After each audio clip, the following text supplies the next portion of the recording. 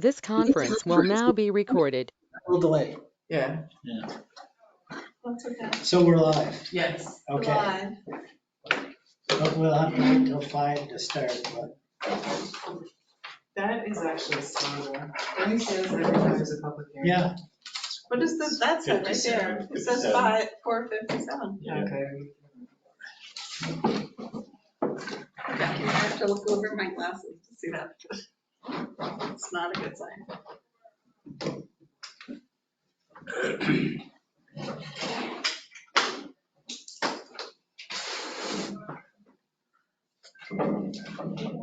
Are they going to be on upstairs? there goes my phone. I just want to make sure I get to You got 2.5 minutes. Who's upstairs? The village upstairs. Village Are they gonna upstairs. stay there? Yes, I'm assuming they're, oh, actually, I don't know the answer to that. Or are they gonna remote it? Yeah, I haven't asked them that. Let me call They you can back. do that from upstairs. And do they have their seats? Yeah. Yeah, Um. the dean could be somewhere on the second floor. Everyone's separate. That'd be a good way to test it. Yeah, but how do we, but I think Dean wanted to set up some maps down here just so we could kind of have things. So I think he plans on everyone being in this room, but let me send a message to Jackie and Rita. They're in the meeting I upstairs. know, I'm just gonna text them. They look at their phones and meetings.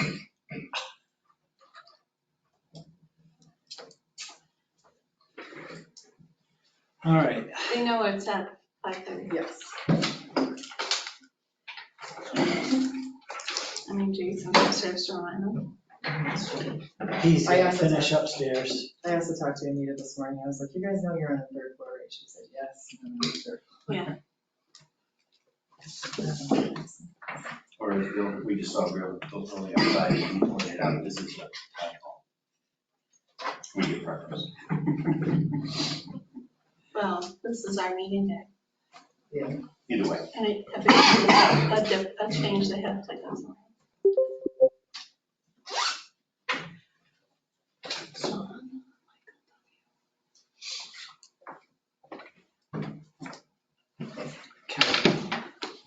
Who's going to dinner? Okay. Yes. That's right. Where they going? The 18. 64? Yeah, they said it's great. It was, yeah. The village is planning to come down physically. At 5:30. Yeah. Yeah. All right, everyone. Welcome to tonight's public hearings. We have two before the start of our monthly town board meeting. I think I'll start tonight with Emily. Do you want to start with the pledge? I was gonna do that before the village. Yeah. Yep. I want to read the notice. So I just start reading it. No, I'll read the public notice first, and then you can read. So the public notice says, please take notice that the town board of the town of North Elba hold a public hearing Tuesday, July 5th at 5 p.m. in the town hall, first floor meeting room, 2693 Main Street, Lake Austin, New York, to consider proposed local law 3 of 2022, a temporary increase to the town clerk's 2022 salary. And the local law reads as follows. Be it enacted by the North Elba Town Board as follows. This local law shall be known as the North Elba Town Clerk 2022 Salary Law. It is adopted pursuant to Municipal Home Rule Law 10 and Town Law 27. During the period from January 1, 2022 through February 18, 2022, that doesn't seem right. Is that the wrong year? 2022. It was only a month? No, it was actually till March 18th. Gotcha. All right, I'm correcting that to say March 18th. Due to unforeseen and unavoidable circumstances, the North Elba Town Clerk was required to undertake extra duties that normally would have been performed by the deputy clerk. Because of the nature of the town clerk's regular duties, she spent nearly a full work month in addition to her normal duty hours to ensure the duties were fully, accurately, and timely performed. In the interest of fairness and to recognize the importance of town officers and employees serving the residents and taxpayers of the town, and as a positive reinforcement to other officers and employees to put the duties of their offices and the needs of the residents and the taxpayers first, the town board finds it important to compensate the town clerk for her extra duties that she performs in the month of January by increasing her salary to be a paid lump sum in the amount commensurate with her rate of pay for the amount of extra hours she devoted in her duties in January of 2022. For the purpose of this local law, town clerk salary is the annual amount of $55,291.60. The town board hereby increases the 2022 annual salary of the town clerk by an amount of $3,650.00 and directs that such payment be made net of regular and required payroll deductions in a lump sum to the town clerk within 15 days of the effective date of the local law. Upon the effective date of the local law and for the duration of 2022, the town clerk's salary shall be increased by the amount of $3,650 for a 2022 annual salary of $58,941.60. The supervisor and budget officer are directed to take all steps necessary to implement this local law. The local law provides for an increase only for the year of 2022.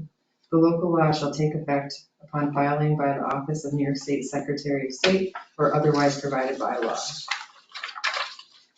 So do we think that date was right? I'm sorry. Yes, The March date is right or the March date is right. Okay. That being said, is there any member of the public that wishes to make a statement?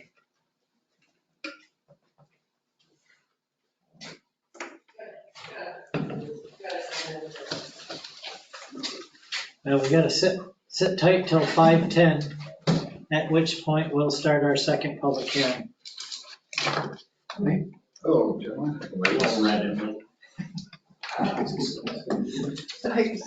She always asks. I didn't have anywhere else it said.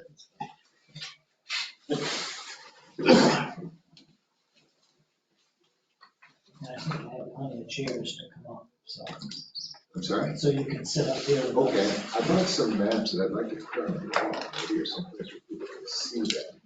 Can't find a good spot. I'm guessing, our public hearing at 5:10, I bet we'll have time before we start, we'll set everything up. And we have to go till 5:10, I'm waiting, so if you wanna help yourself now, we can. All right, let's start. I just got 3. Maybe I'll try to Do squeeze. you want some push tabs to put some in where the wood is? I brought painter's tape, so Oh, all I think right. it'll save, I don't think it'll mess up your wall. No, I didn't plan on that picture being there. That's the old Cantwell. yeah, we got a lot of paint, Terry's good at it, so. All right, Yeah. well, no, I'll put it right over there, I think. Yeah. But again, I brought painter's tape, so it shouldn't stick. It should be safe. Mary uses it when she does all the painting. You're like me, that. I do the other stuff. Okay. I'll wait for you to go there.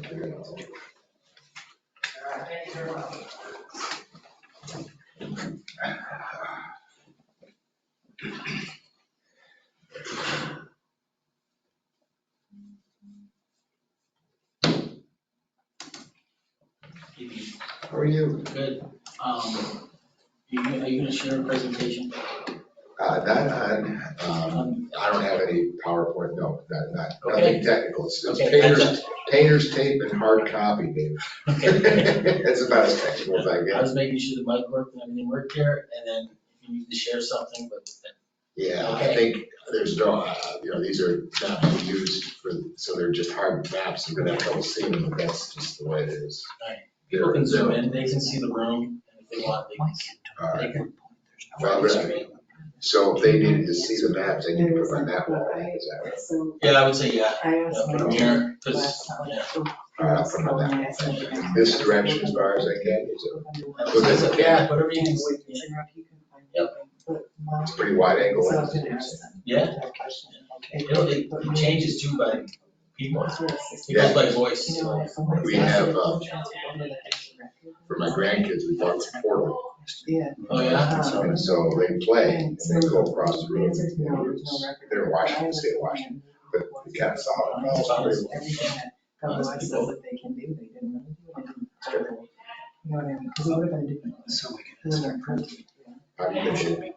Huh? Have you Yeah, been? but you should, yeah, I was in whoever. Busy enough to, but I'm gonna during the summer. Because I'm not a.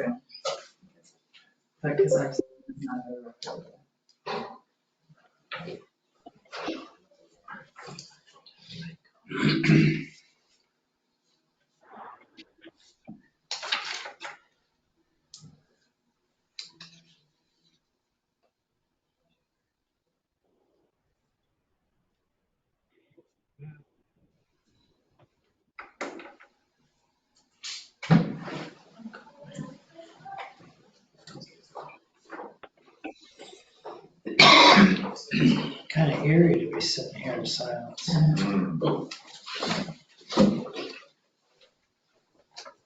Good evening.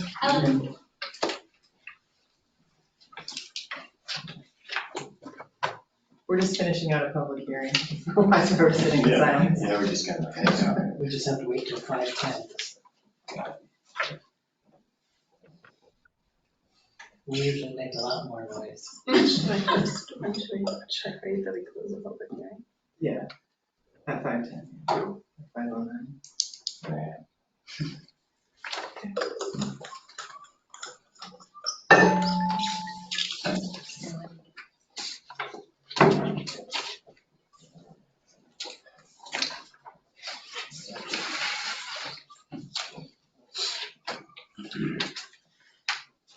You know, you guys are gonna pressure and by bringing a laptop, aren't you? It's so much easier to look at things. Typically today, when I started looking at those emails and like printing a couple of them off for 3 pages and 132, I said, no. Do you guys make a whole file so that you can follow? Huge, yeah. I'm just, Well, I'm just all about that. Chelsea made it easy. She does it in one email, and you can just go through the email, Okay. pull everything up. Supporting documentation, you know, they're all there. All right, all right. I bring them up so that they're all in a bar. Yeah. Well, with there being no public comment on this first public hearing, I'm gonna call the public hearing closed, and we'll move on to our next one. Laura? Yes, please take notice the town of North Elba Town Board will hold a public hearing on Tuesday, July 5th at 5:10 PM in the meeting room, 2693 Main Street, Lake Placid, New York, concerning the following short-term rental moratorium variance application. For Joanne and Andrew Madlock for property located at 199 Wayface Lane, map number 33.79-1-16. The public is invited to attend in person or online. The link is also given, and all persons are invited to attend and will be given the opportunity to be heard by either the town board or Curtis Dudley. Thanks, Laurie. Are the Madlocks here? I'm here, right. You're welcome to come up and grab a Oh, seat. okay. Yeah? Sure, anywhere that works. Okay. So, long story short, year 2020 was almost killed my business, essentially.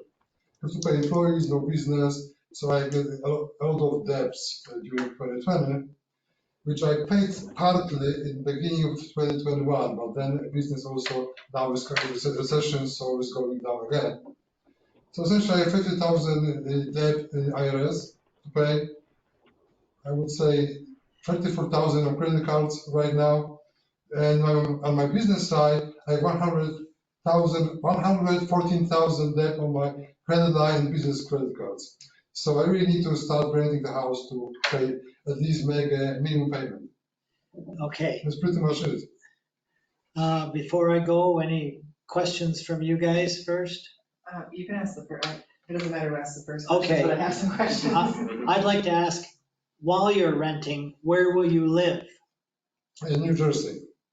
Okay, So that, can I just interrupt? So that was my question, was what is your permanent residence? Permanent resident is New Jersey, but we are here almost half a year. We used to be, right? okay, Before we had a house in the village, but in 2020, because of this disturbance, we decided to sell the house in village and buy for the same money, buy the bigger house for renting there in Whitefish Lane. And this house actually was rented before. This is why I bought it. There's a rental history for the same house. So it's not like a new house for renting, it was rented before. that would lead to So our, I did ask our code office, who issues the STR permits, to look for the old permit. Yeah. And they couldn't find a record of it. So it was not under your name, correct? No, it was under Peter's owner name. So he couldn't find it under Prunty as well. He couldn't find a rental history for 199 Wakefield. This is what the sellers told us. We didn't check with the town, so I'm not sure. And the only other comment that I would make to the town board is that we know that permits aren't transferable. right. Correct. Just to keep that in mind.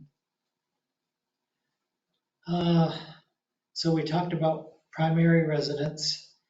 He's already explained financial, permit history. My other question was, what type of repairs needed to be done that you couldn't apply for the permit? So we had to put the stamps on the outside external extension. There's extension on the deck, but it was flimsy, so to speak, right? So we have to put 3 stamps for support, so we didn't want to rent before it is done. So you didn't even try to apply for a permit before? No, this? because we just get advice from the constructor guy who said we need to install those 3 additional stamps there. It wasn't safe. It wasn't safe, exactly. Okay. And then to follow up to that, did you communicate with the code enforcement office at all during the time of the repairs? No, I didn't know I have to. I had no information, right? We just want to finish it and apply, and then when we try to do it, we just learned that there is a moratorium which blocks us, right? And so you didn't have a building permit for the repairs? No, I don't know if you needed one. I don't know if I need, I don't think I needed it, because we didn't build anything new, right? We just additional 3 built to support it. Okay. Those are my questions. And that answered my concerns as well.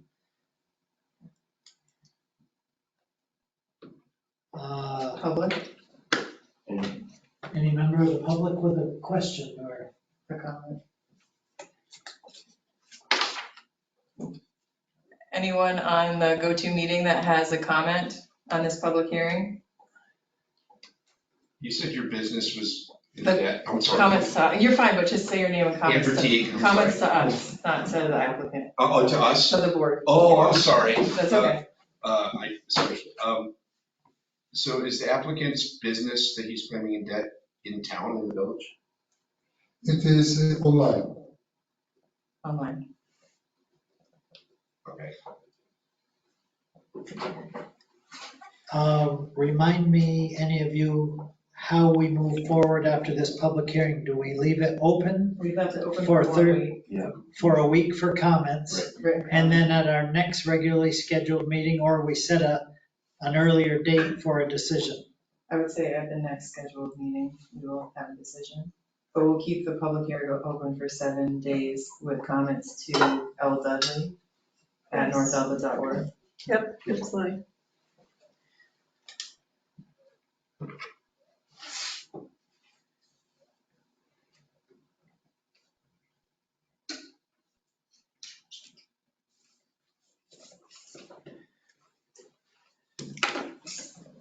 If there is no further discussion or comments, I will close this part of the public hearing and leave open for 7 days. Further comments, so if anything else comes into your mind, Mr. Madlock, Sure. please get a hold of us. We will be in consultation to discuss the information in front of us and have a decision, which would be August, is it the 7th, I think? No, the 2nd, August 2nd. Okay, thank you very much. Thank you. Thank you.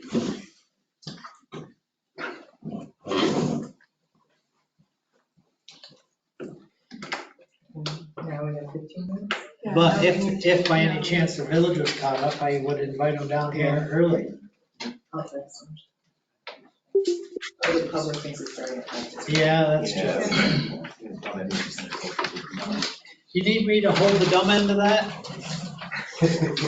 My husband says, we're gonna tape. I don't know. Three. All right. Where is that? Sure.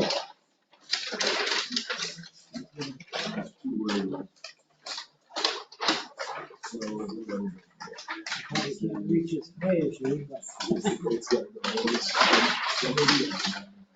put it here, is that all right? Of course it is. Good idea.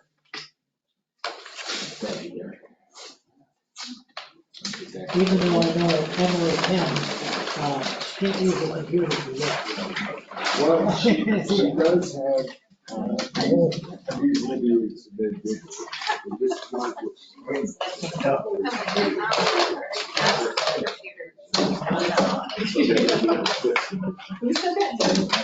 Town and village next year. Raybrook. in honor of the mayor, we said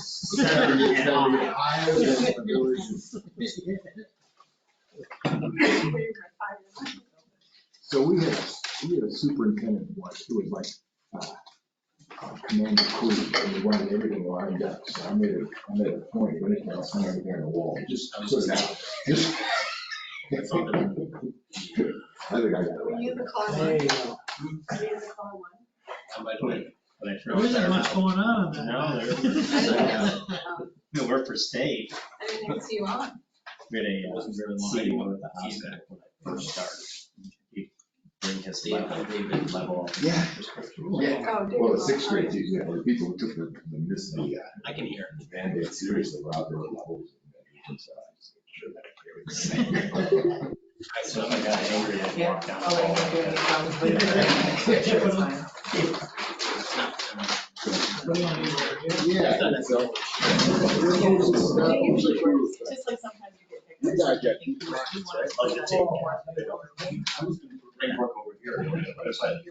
Just to share it too, it works with a tab. There's some besides it. Trish, and then I did that, I set her up with that in the village. Yeah, I've been able to let people who are remoting in to share. Oh, okay, Yeah. that works, okay. This is. Every time we let them And encourage. then- So we could have put, are you again tomorrow? Right, No, visual Thursday. side. Thursday at nine. No, Oh my Thursday at gosh. 9. Oh, 9 a.m. 9 a.m. Yeah. And it's a tough decision. I will, when do you come in? What? When do you leave? Thanks, Will you David. come in Thursday and Friday? Yeah, you don't have. If you get that spinning, just shoot it. Thursday, and you know what to do, what happened to, Yes, you know. get out. 3 o'clock departure. No, the guy's going, he got a room for us. See, maybe that's the same thing. So, he doesn't want to. Thanks, Dave. He doesn't want to do that. Thanks, Dave. If you're paying for the room, so that's good to me. That's fine. I think you should know Bill's what not to going find to to be, is see. he? No idea, your guys gonna talk talk to against you. you? Andrew, do you want the agenda? Would you like an agenda? Would you like an agenda? Sure. I definitely misunderstood you online, and I did not realize that was a page. Right here. So I gotta turn Garrett in there. Oh, I'm sorry. I was like, this guy's application, I got this. But you know what's ahead of us now? Out on the board, isn't. Is this the one that you're going to be? Yes. Okay. I wasn't sure. No public comment tonight, No, you could have commented. I ran no, out. not again. That's why. Well, just the one document. We're following along. See, this is the data that's going to be presented to us, first, to help us make a decision. On the Then document. starting, on the other ones, we have another special meeting. Yeah. 9, 10, 30, and they're open, and you can That's what I did, right? listen and then interject or whatever. Yeah. Kind of boring to not know you It's an important public process, so it's good for everyone. Did I give you a agenda? I'm like, I said I would give you. Did you bring an agenda? Andrew, I didn't give one. So like, and then everyone.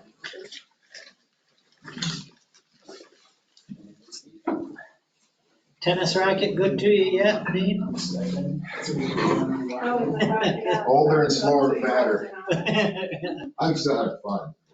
Yeah, so you haven't conceded to pickleball yet? then? No, I haven't. I don't do singles anymore. I'm kind of giving up on singles. Yeah.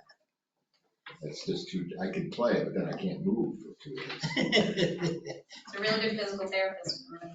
Okay. Can you do something with old age? Probably be a very wealthy person if I could. Everybody's like, can you swap this piece out? Yeah, Oh my.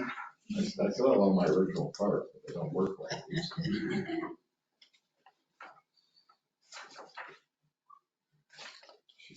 What do you think? I should open the window? Do you think it's stuck? It's stuff. Yeah, it is, so. Because we're gonna get a lot more people, aren't we? The only thing is, it's not really road Is noise. it noise? Is it construction? Oh, I just, this is, yeah, so, first item, this one right here. The village will I be gave you doing the it hard all one. town, just so that they can listen and listen to it twice. This is too. I'm not sure. That one was usually open. Yeah. Yes, yes, Caretaker will be what? yes, That's so, the survey, right? Yeah. That's what we're here for. yes. Try it. Oh, no, I believe He's it, doing you know, a you can. presentation. Okay, I didn't want to Yes. pop an elbow, but boy, it seems like it's. Well, you wrote on your agenda, sorry. No, it's fine. No. Emily will get it for you. Sometimes need a little WD-40. Hit it from the bottom up. Hit it? I mean, bottom up a little bit, just a little bit. Don't have any on my legs. It's WD-40, I'm telling you. Put that on the, I have it in my office. On the the list. proposal. Yeah.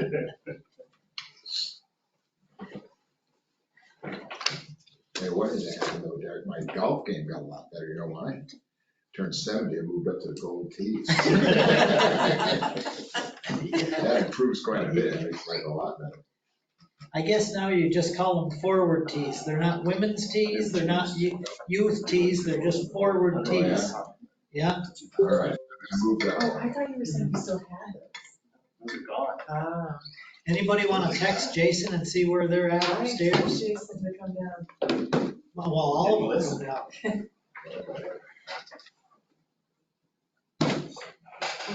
Why was this 6:15? How did I miss that? Oh, no, that's just when I saw it. Okay. Well, that's when Rick said. You guys pop in and see financial stuff. Oh, we got a little secret meeting going on. Yeah, you know, let me do that. 6:15, I can't even remember back to then.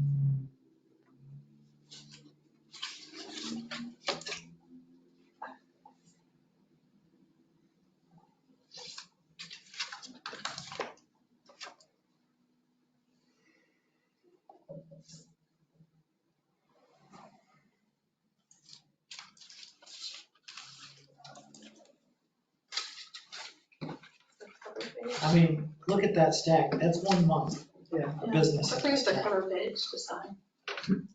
So, I'm gonna do it. That was me. Is this for Lori? That's what it was. I didn't see a third page on Oh, it's probably under it. Which one? This one? Yeah, She got it. shoot, oh, shoot. I didn't know if you missed it.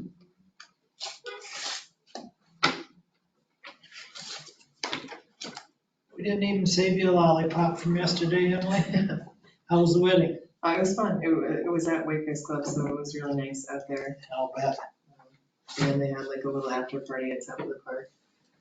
And then I went home and got my kids and met them. We watched the fireworks from the hill, the high school hill. Yeah, good. It's nice and quiet there. You see the letter we all got today on, I forget who sent it. Ben Schubert. Yep. In fact, the national news was full of communities that are going to drone shows. I can understand Colorado doing it with the wildfires they have.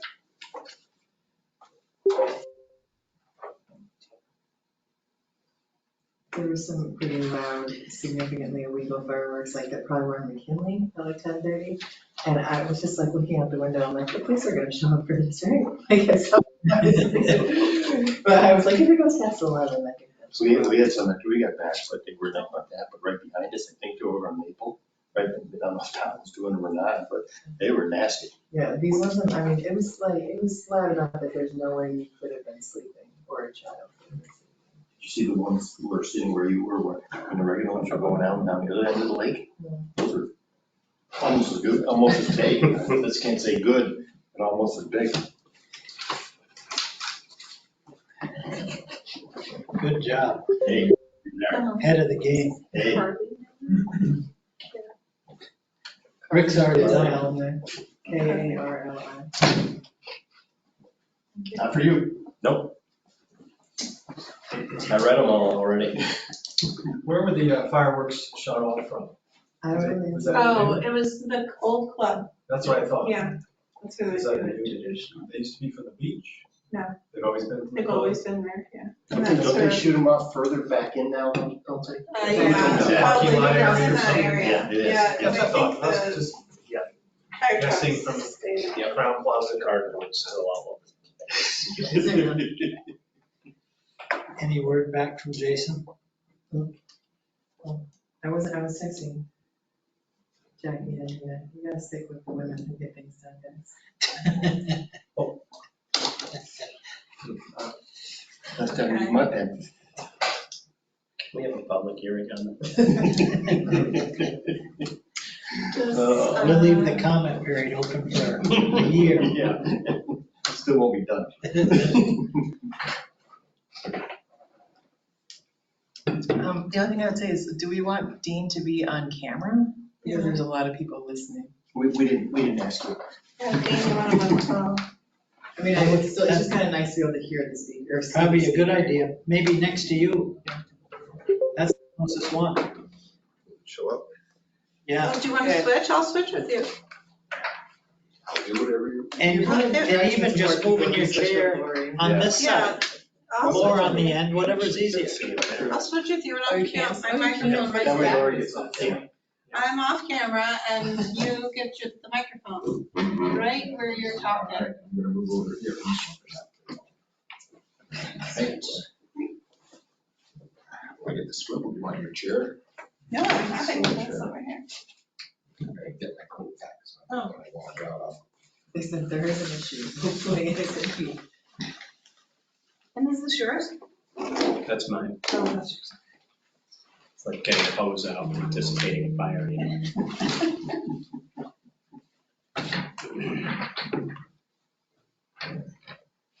4 hours. And I'll be done. No, I only have 3, so. Good thing you brought your phone. We can.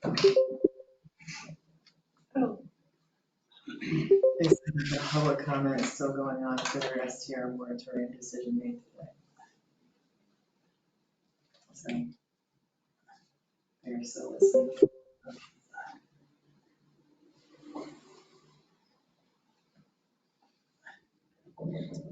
I am not in a position to wait until their public session is over. So, being 5:30, I'm gonna open this town regular monthly meeting. And I will let everyone know that we do have guests. The village board is welcome to join this presentation by Dean. They are currently in an active meeting right now and will be down shortly. But we have a lot of people that have zoomed in and it wouldn't be fair to make them wait either. So with that, I ask us to rise and pledge allegiance. I pledge allegiance to the flag of the United States of America and to the republic for which it stands, one nation, under God, indivisible, with liberty and justice for all. Thank you. I'm sure the village will be down here as quick as they can. So Dean, you can do your introduction at a slow pace and then pick it up. Okay, is there Anyway, any thank you. other business you need to do before I get you? Well, I'll tell you, Did we do minutes or something? why don't we approve the minutes of the June meeting? and the public hearing. And the public hearing. I'll take a motion to accept. Emily, a second. Rick, any discussion? All in favor? Aye. Any opposed? Carried.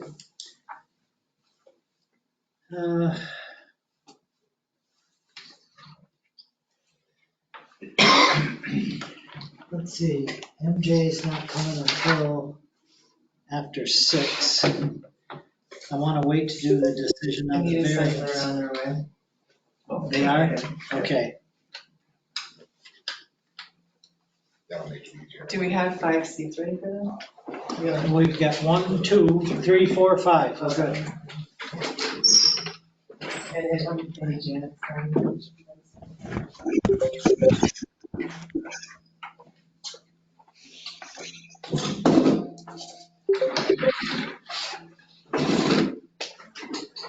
While they're on their way down, why don't I ask for a resolution to accept the new mileage rate, which went to 62.5 cents.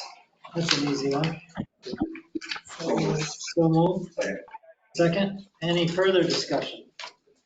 All in favor? Aye. Any opposed? Carried.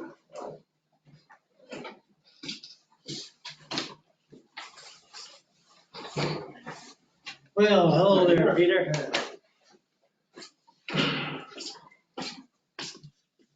Did you slide down the banister?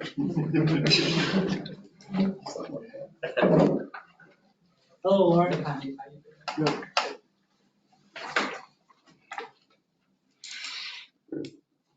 It's all coming in today. It is. We're fine. He's just tweaking it. There's actually a question there. Extra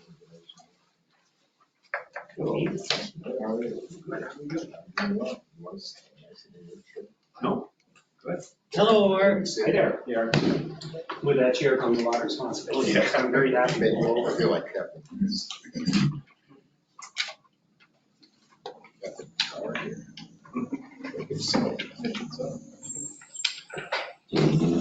Sorry we were late. No, it worked out good. We took care of a couple quick items. Good stuff. That's right.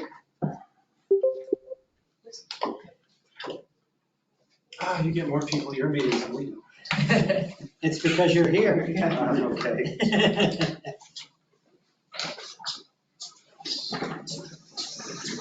Files for you. Oh, no. You already know that? There you go, Mark. There.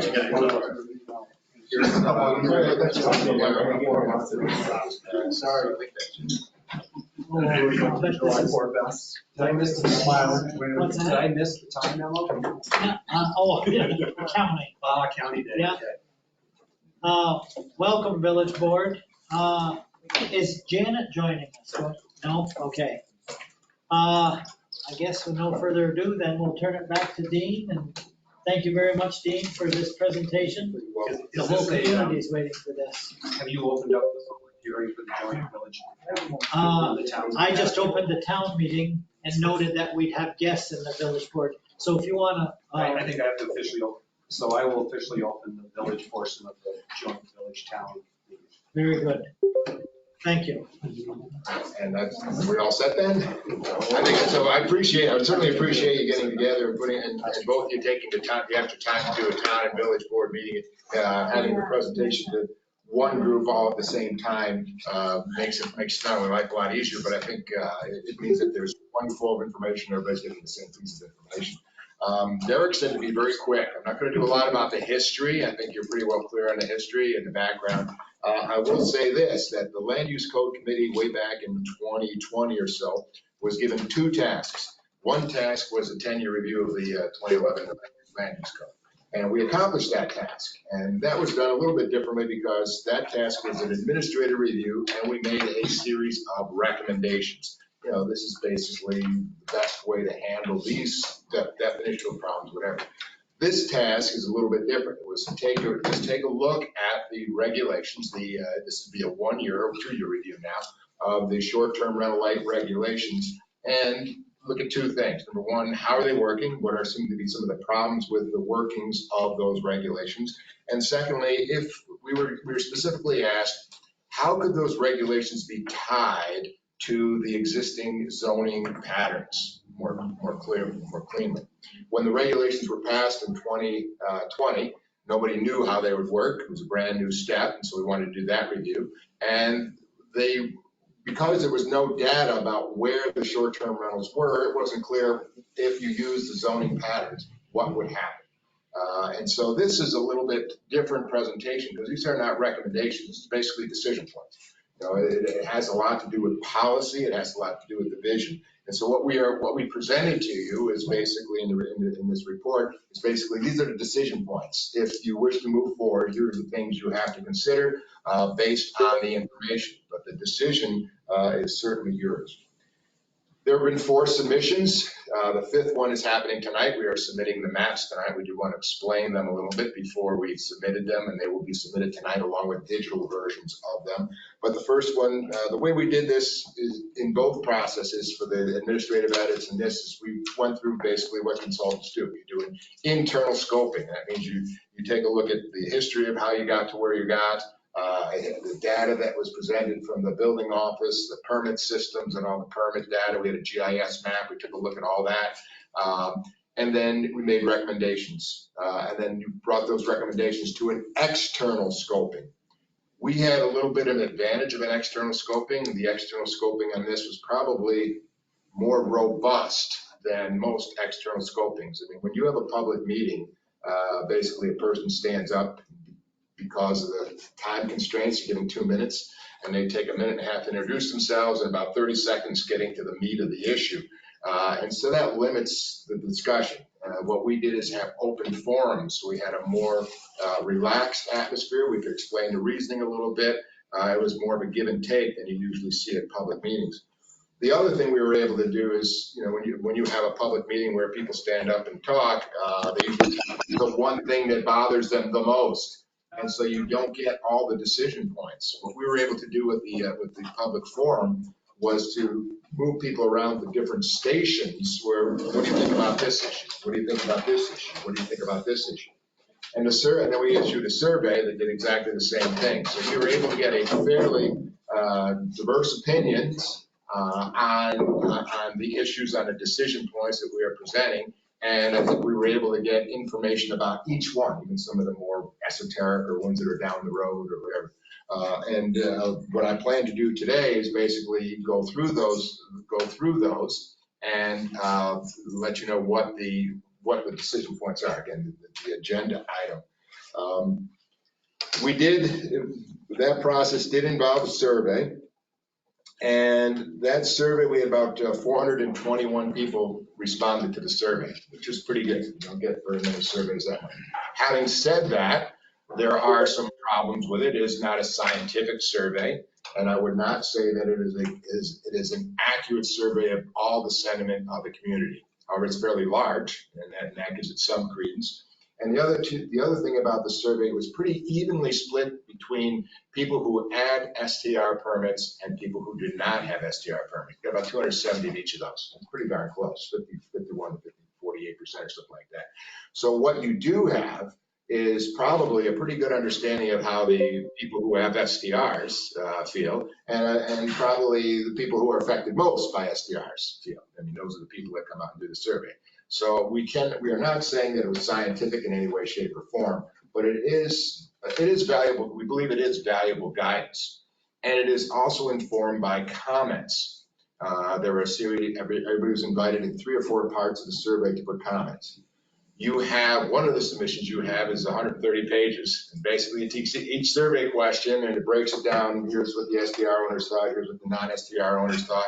Here's the total one, little pie graphs for each one. And then we took all the comments and categorized them. What people who are reading it may not see their exact comments. As we went through it, we cut and pasted. So maybe a person drew a comment on 3 different categories. We broke that comment up into 3 different sections. But all the comments are there. So if you are one who wrote a page and a half and you say, well, I don't see my page and a half comment, probably parts of it here, parts of it here, parts of it there. The only editing we did was some language editing. People get excited sometimes, and some names were changed to protect the innocent. So just wanted to make sure we were okay there. But basically, the gist of every comment is there.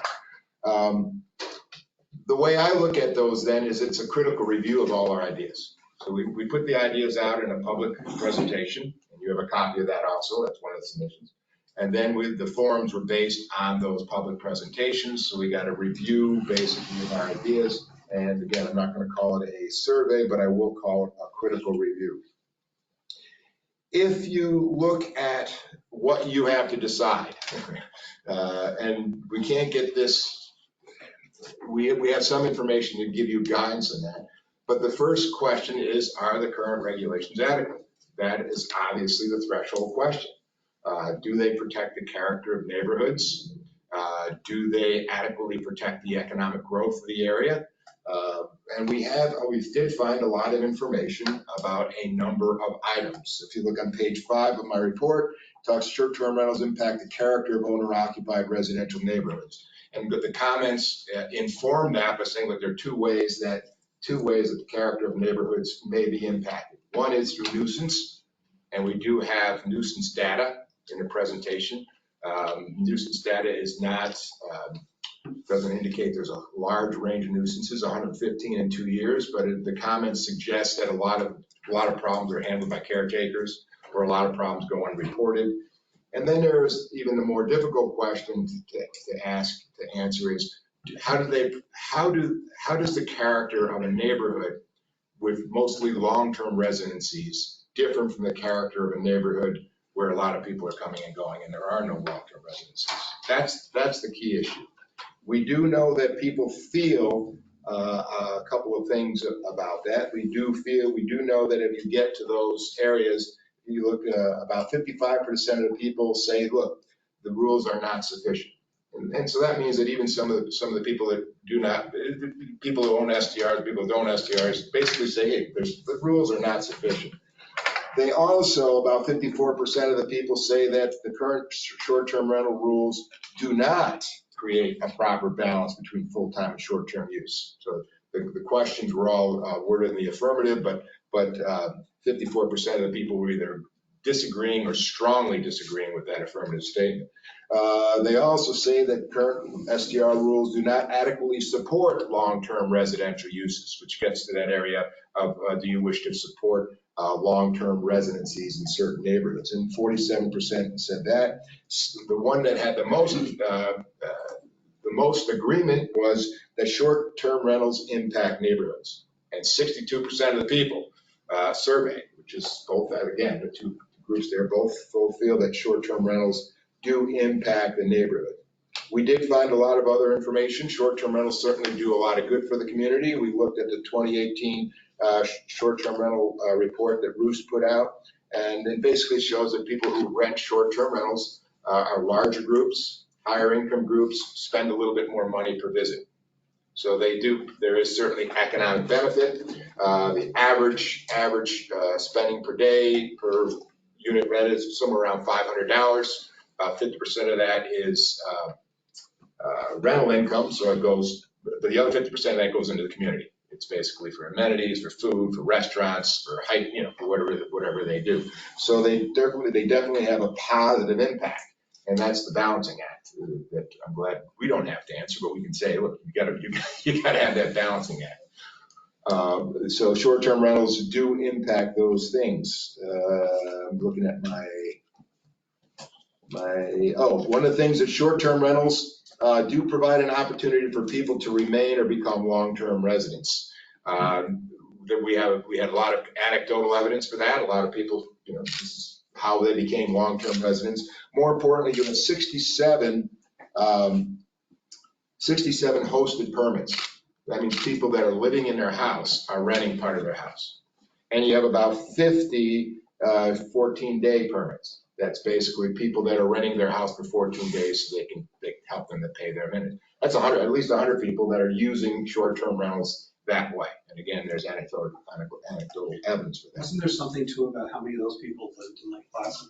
This was their permanent home. We did look at that, and there are about half the hosted actually live in Lake Placid and half don't. What about the 14-day ones? That's the ones I'm talking about. Okay. That's what I'm talking about, which was surprising.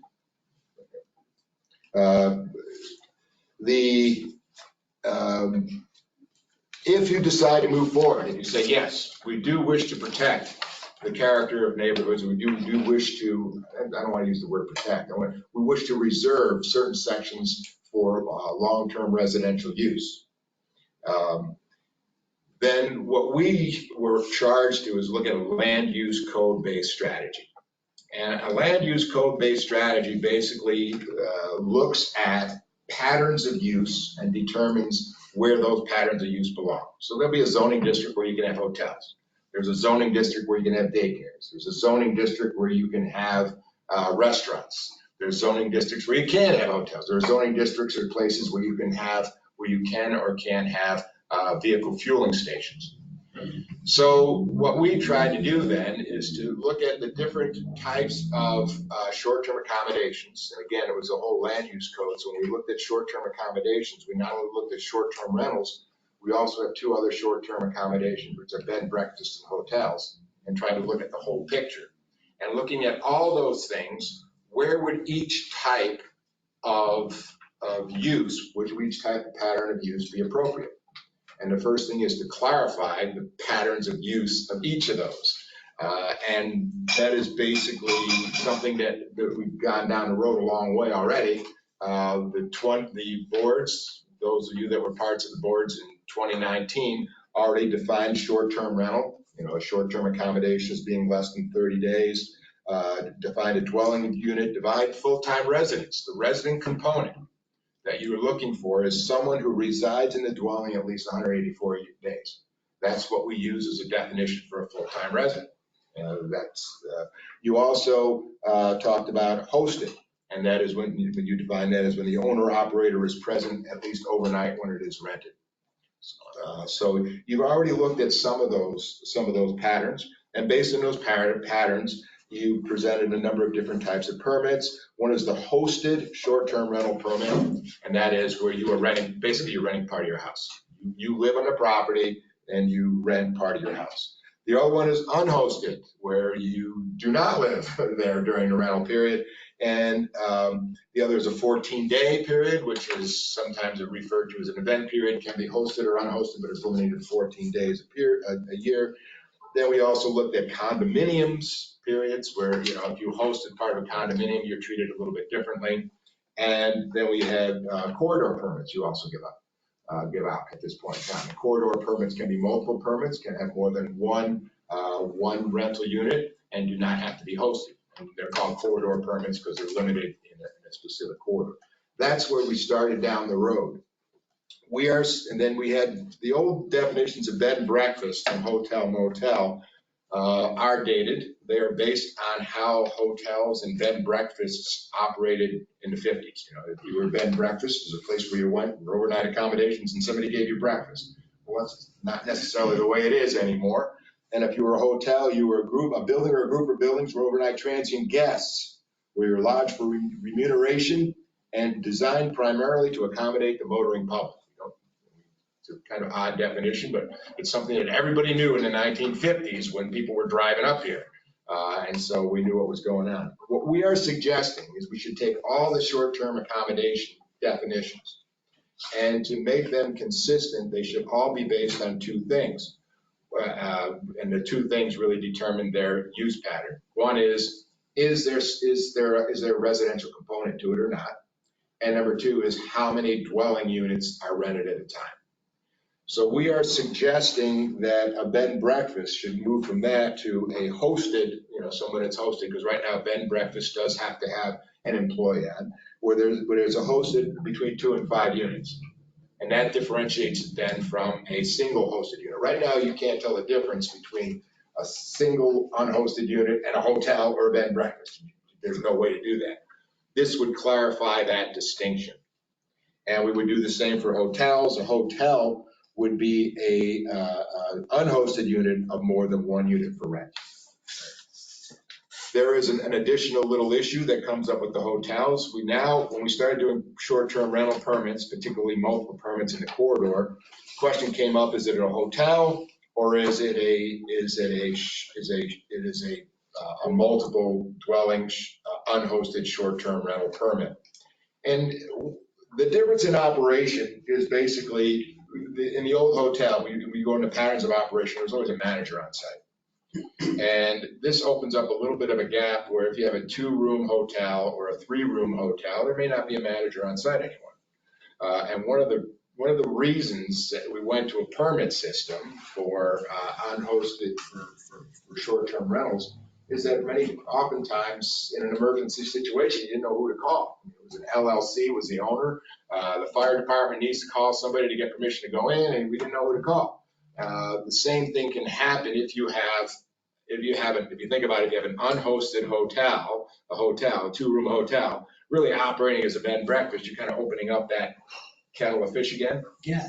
Yeah, and so what we are suggesting is you add into the requirements for a hotel, look, if you have between 2 and 5 units, you either have to have a contact person on call, maybe you can even make them get a permit.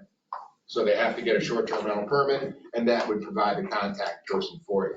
But some way you have to fill that gap. And the easiest way to fill that gap, rather than, we talked about creating a new kind of entity, but the easiest way to fill that gap is just say, okay, if you're a small hotel, we want to make sure there's a contact person.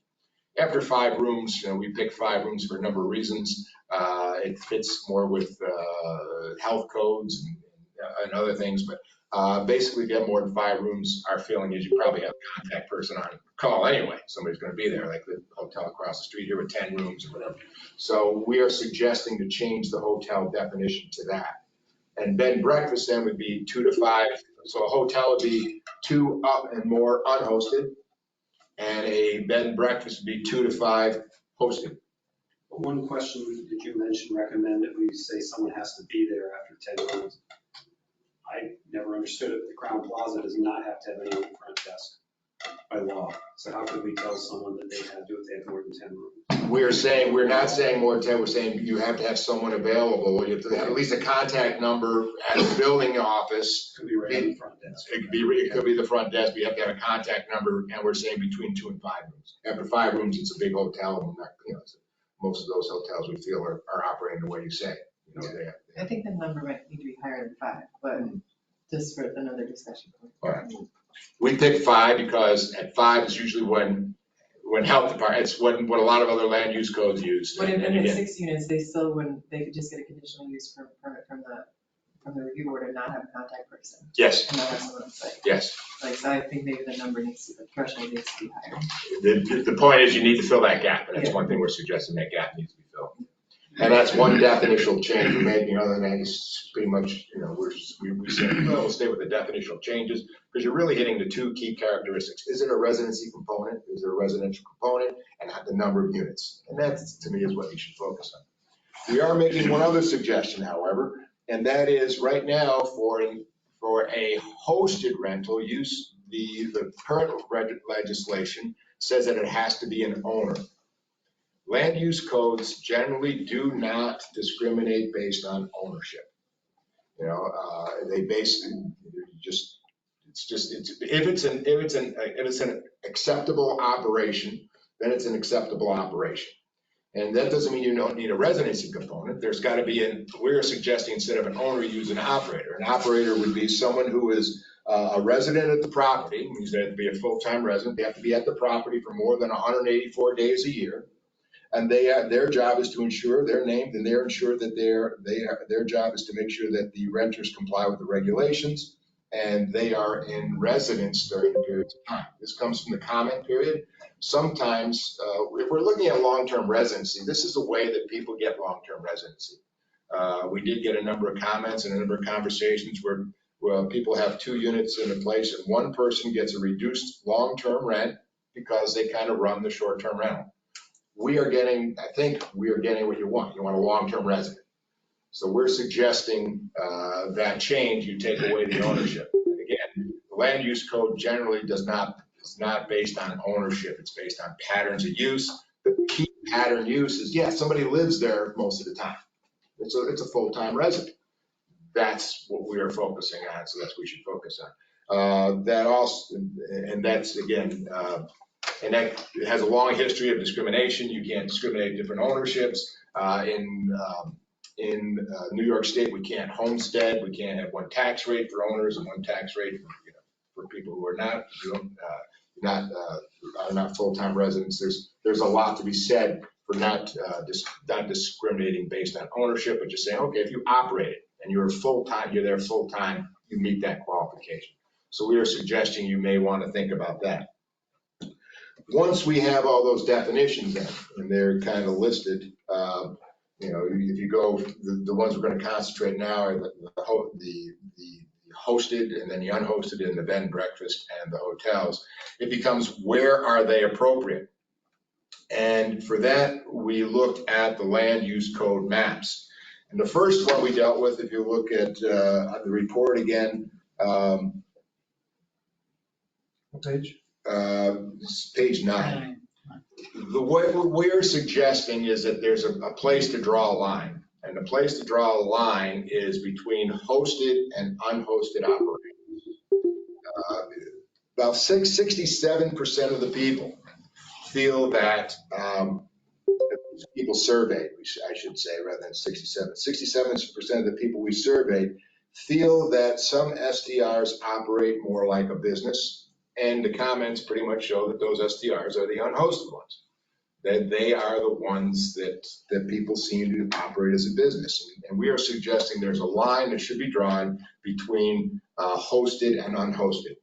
And that they're still single family dwellings, but they operate more like a business, and the regulations should be slightly different for them because they are operating more like a business. That's where the character of the neighborhood comes in, because if you're living next to an unhosted STR, then you're not living next to a long-term neighbor. And if you're not living next to a hosted STR, that's where the nuisance issues comes in, because there's nobody there to kind of control the nuisances. So we're suggesting that's the place where they draw the line. So that means a hosted unit is a full-time residency. A hosted unit is a way that people can keep their full-time residencies. We do not want to discourage that. In fact, it's good for the economy. It's good for everybody. So we're saying that, look, if you are a hosted short-term rental, you should be able to do that any place in North Elba. And so there should be no limits to hosted short-term rentals, other than they should meet the safety requirements, contact requirements, and the issues that we dealt with back in 2020. So that's the first thing. So a person could always have a hosted rental. A person could always rent long-term. Of course, those are two ways you can promote full-term residency. The key then is, what do we do with the unhosted rentals? And when we looked at the land use code, we tried to find a couple of things. We looked at two things. What is the pattern of uses of conditional uses that are allowed in certain areas? If they're like businesses, what kind of businesses do we operate there? Are we allowed to operate there? And the other is the size of the lots. And if we look at the first place we decided to allow unhosted short-term rentals, which again, we say do not have a full-time residential component to them, we are suggesting the village center, the gateway corridor, and the old military corridor. So I'm going to walk over to the map a little bit here. These maps are much more, have a caveat. When we did these maps, they were for public consumption, and we wanted to say, what do you think about this area? What do you think about this area? What do you think about this area? What do you think about this area? Those of us on the call can't see the map. Yeah. Sorry, you can pull them up online, or you could have gone to the public meeting. You're not gonna be able to see that. Yeah, I don't know what to do. They will be available. They'll be online. They're online right now. Go to the village website. Yeah. And so what we are looking at is the gateway corridor is this dark purple, which is basically coming down from Hannaford, Price Chopper, and coming down into the village, and also going out Saranac Avenue. Though that is the gateway, those are the gateway corridor. It also, and that area, because it would have hotels, already allows hotels, it doesn't make a lot of sense to us to not allow unhosted short-term rentals.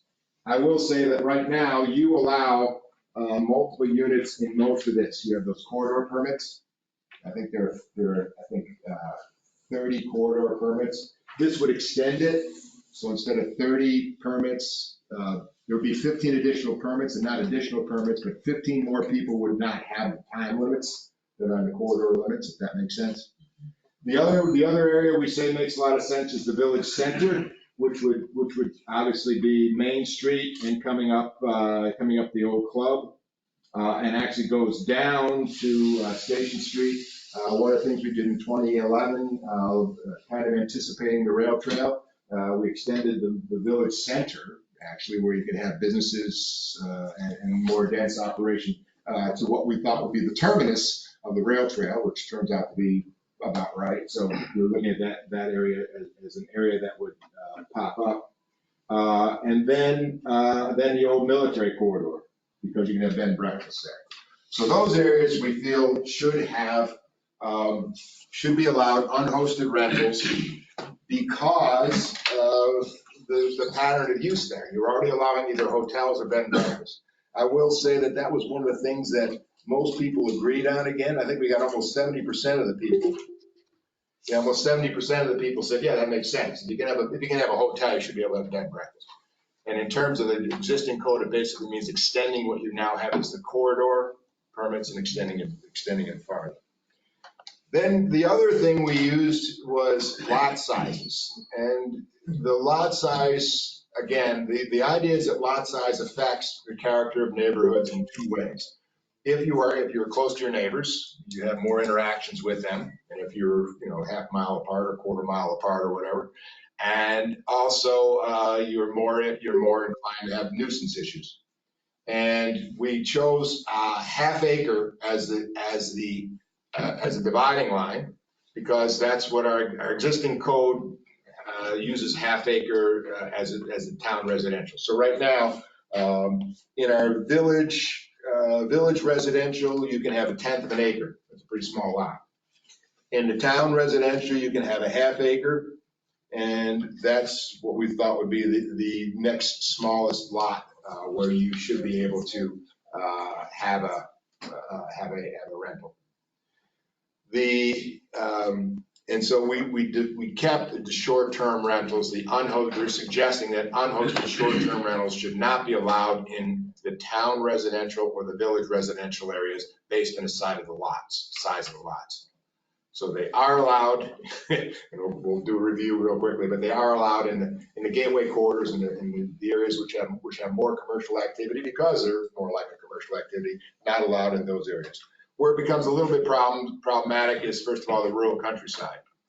And if you look at, again, the report, page 10, we look at the rural countryside, the lot size there is 1 acre. So it's twice the town. And for all practical purposes, once you get outside the hamlet, which is not too far, the APA comes in, it's 3, 5, 40 acre zoning. And what we are suggesting is most of the rural countrysides, that because they have a lot that area, would be acceptable for an unhosted rental. Again, if the goal here is to protect the character, to talk about the character of neighborhoods, then basically we're saying they are neighborhoods. There's no two ways about it. We don't want to say they're not neighborhoods. But because their lots are larger, we think there's less impact on those neighborhoods than there would be otherwise. There are a couple areas where things do get a little bit tricky. And that's why if you don't have any exceptions, you can just use the existing zoning districts. But there are a lot of areas where there are exceptions. One exception is the South Lake Residential. Now, South Lake Residential is 0.7 acres, so it's just over the half acre lot. There are some other things. So, in our feeling, it's like a half acre is. When you say South Lake Placid or Bureau? South Lake Residential would actually covers both of those. It would cover this area here, South Lake Residential. This is South Lake Residential, and so is this area here, South Lake Residential. All right. They're all 7 acres lot, 0.7 acres lot. And what we are suggesting is that doesn't fit because there are two different development patterns in South Lake Residential. If you are along the shore, there is also a shoreland consideration of you have to have 125 feet of shoreland. That means that none of these lots can very few of these lots can basically be subdivided. They can't get exploited. These lots, however, could be subdivided. All right. And so these are in South Lake Residential. These are also in South Lake Residential, but these lots could be subdivided into very small lots. These could not. They're not very small, they're fairly small lots, and these could not. So looking at the future, and this would include then parts of South Lake Residential that would be included in the area where you would not allow, with the smaller lots, with Beach Hill, Cobble Hill area. around that area. So those can be, as you see, they're smaller lots, and these can be subdivided. Areas that we would say that are part of South Lake residential that can't be subdivided, that are going to always be fairly large lots, would be those around North Mirror Lake, those along Roosmont Road, and those along the Peninsula Trail. I hate to interrupt you, but why can't they be subdivided? These can't be subdivided because of the 125 shoreline setback. Okay, gotcha. So they have an additional requirement on them, right? So if we're looking at lot sizes as a way to draw a line, that's a way to draw a line. What we're trying to do is find rational, I feel like it should be, but that's a more rational, that's what we feel is a rational approach.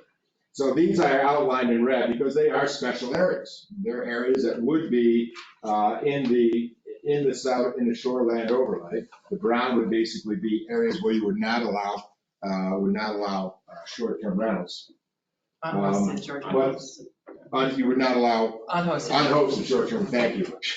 It's pretty nerve-wracking. Thank you, I'm glad you heard it. Emily's always kept me online all the time. The unhosted short-term rentals, the brown areas would be those areas where you would not be allowed unhosted short-term rentals. And that kind of splits the South Shore residential into two different areas. North Shore residential, we are suggesting, again, we are suggesting that because there is no real good access to those areas, it's only boat access, they're on the lake. These will be larger lots. These are 0.83 acres. Probably would never be subdivided either. They have 160 feet shoreline. So it's a different consideration for those. If you want to include them, the key consideration there is it's boat access only. So you don't have emergency. And if you say, well, it doesn't really matter to us, then okay, then allow short-term rentals there. But if it does matter, then so we've made that as an area, a separate area, that's worthy of consideration. Dean, what happens up in St. Armand? St. Armand does what they want to do. That's what I was going to say. We have no regulation over that, correct? I can tell you a story. I went to St. Armand when we first did the land use code in 2011. I suggested we should have zoning regulations. I'm so happy to see that now in 2022. I thought I was going to get shot, but they were very opposed to zoning, and they can do whatever they want up there. Okay. So Dean, my question is, when you say other individuals won't be impacted, are you referencing nuisance impact? We are suggesting that if you have a larger lot, the nuisance impact is reduced. Okay. Not that it goes away, but it's reduced. Okay. Dean, I got one last question. Sure. I know pretty much where all the village lines are. Where is the village line going up Lake Placid Lake? It's right here, up Lake Placid Lake. The village line is right here, so. It's right at the top of the Harbor Condominium. Yeah, Harbor Condominium, somewhere around here. So anything that goes up on the south. This is all town. Southeast shore. That's all town. Over to the right. Anything that goes, no, a little higher. That's Roosmont Road, anything in there, that's all town. In that yes. area. Okay. The line is here, and if you look at the report, I divided it here. I told how many units here. I don't have the report until there. I think it's 20 units in the village, 30 in the town, roughly. And how many, and the report also includes how many permits are there right now. The other thing we did look at is, yeah, these are about 30% rent right now. Something to consider. Again, we look at appropriate use. If it's appropriate, it's appropriate. If it's not appropriate, it's not appropriate. And appropriate use could be that size lot. But these would be a very larger lots. The other, and there are other considerations. This is a different development pattern. You got a couple hundred people walk around here every day, which you don't have up here, and other areas you don't have out here. It's economically tied to Main Street is something to also consider. Again, we're laying out the considerations. Is there a question from the audience? I don't know. If you could hold your question, let them get through the presentation, then we'll see where we're at time-wise and. He'd like to quiet me down too. The other area, the rural countryside, again, we said is a little bit larger. Our larger lots, because some of these are 40 acres and they get outside the hamlet pretty quickly. But the rural countryside area starts after Jersey Drive, thank you. And it goes that way, so it would include Pax Lane, Olympic Hills. It goes out here, we go that way. It also includes the John Brown areas. And these areas up here, which can be just subdivided into, again, half-acre lots. So these can be subdivided into half-acre lots. We would hope at some point in time these are subdivided into half-acre lots, so that this is where we can build our residential community for the future. And if it's going to be, and so we're suggesting that that is an area where we wish to promote long-term residencies. Basically, what we're ending up doing is dividing the geography into two areas. One area where the brown areas would be the areas where you could not have short-term rentals, or could not have unhosted short-term rentals, and the other area you could. Basically it. And the idea is to meet both needs the same way. And both areas, because they have areas which are capable of growth and capable of retraction, then the markets take what they do and things grow and retract. That's the land use code approach, and that's what we did. Again, it's up to you whether you buy it or not. This is a map of where those are crossed off. We found a few of those. That was the great thing about the critical review. We had, 400 pairs of eyes looking at, people were pretty clear to tell us where we were wrong. Yes? Dean, in town residential, there are areas that are small lots, there are areas that have bigger lots. Are you suggesting rezoning the areas with bigger lots to be acceptable to short-term rentals? No, not at this point in time. Because you could subdivide those lots Yeah. into smaller lots. Yeah, we're trying. I just wanted them to say. With the exception of the 3 lots that you're talking about. Well, let me. Because we have exceptions. Yeah. I think I'll get to that point in a second, but the rural countryside has that bigger lots. There is one area where the rural countryside, where there's a very strong pattern of full-time residencies, where the lots are a little bit smaller. So if you look at here, Deerwood Hills, the lots are a little smaller. And what we were suggesting, you should take a look at that area. Okay. And that might fit into an area where the unhosted should not be allowed, because it seems to fit into, you have patterns of long-term residential use, a lot of full-time residencies, and you may want to, what we want to do is make sure that pattern is promoting. So we have that as an area to take a look at. But to answer like this follow-up to your question is maybe we look at the actual underlying zoning of Deerwood Hills, and it should, Dean is against this, but that it should be town residential and not rural countryside. Kind of, I should have asked the question differently. Yeah, and the zoning, the reason that we had the discussion, the zoning has a lot of other things involved with. Zoning districts are not only uses, but also permeability standards. It also deals with setbacks. It also deals with side yards and open space. And so, for instance, you don't want to zone these areas.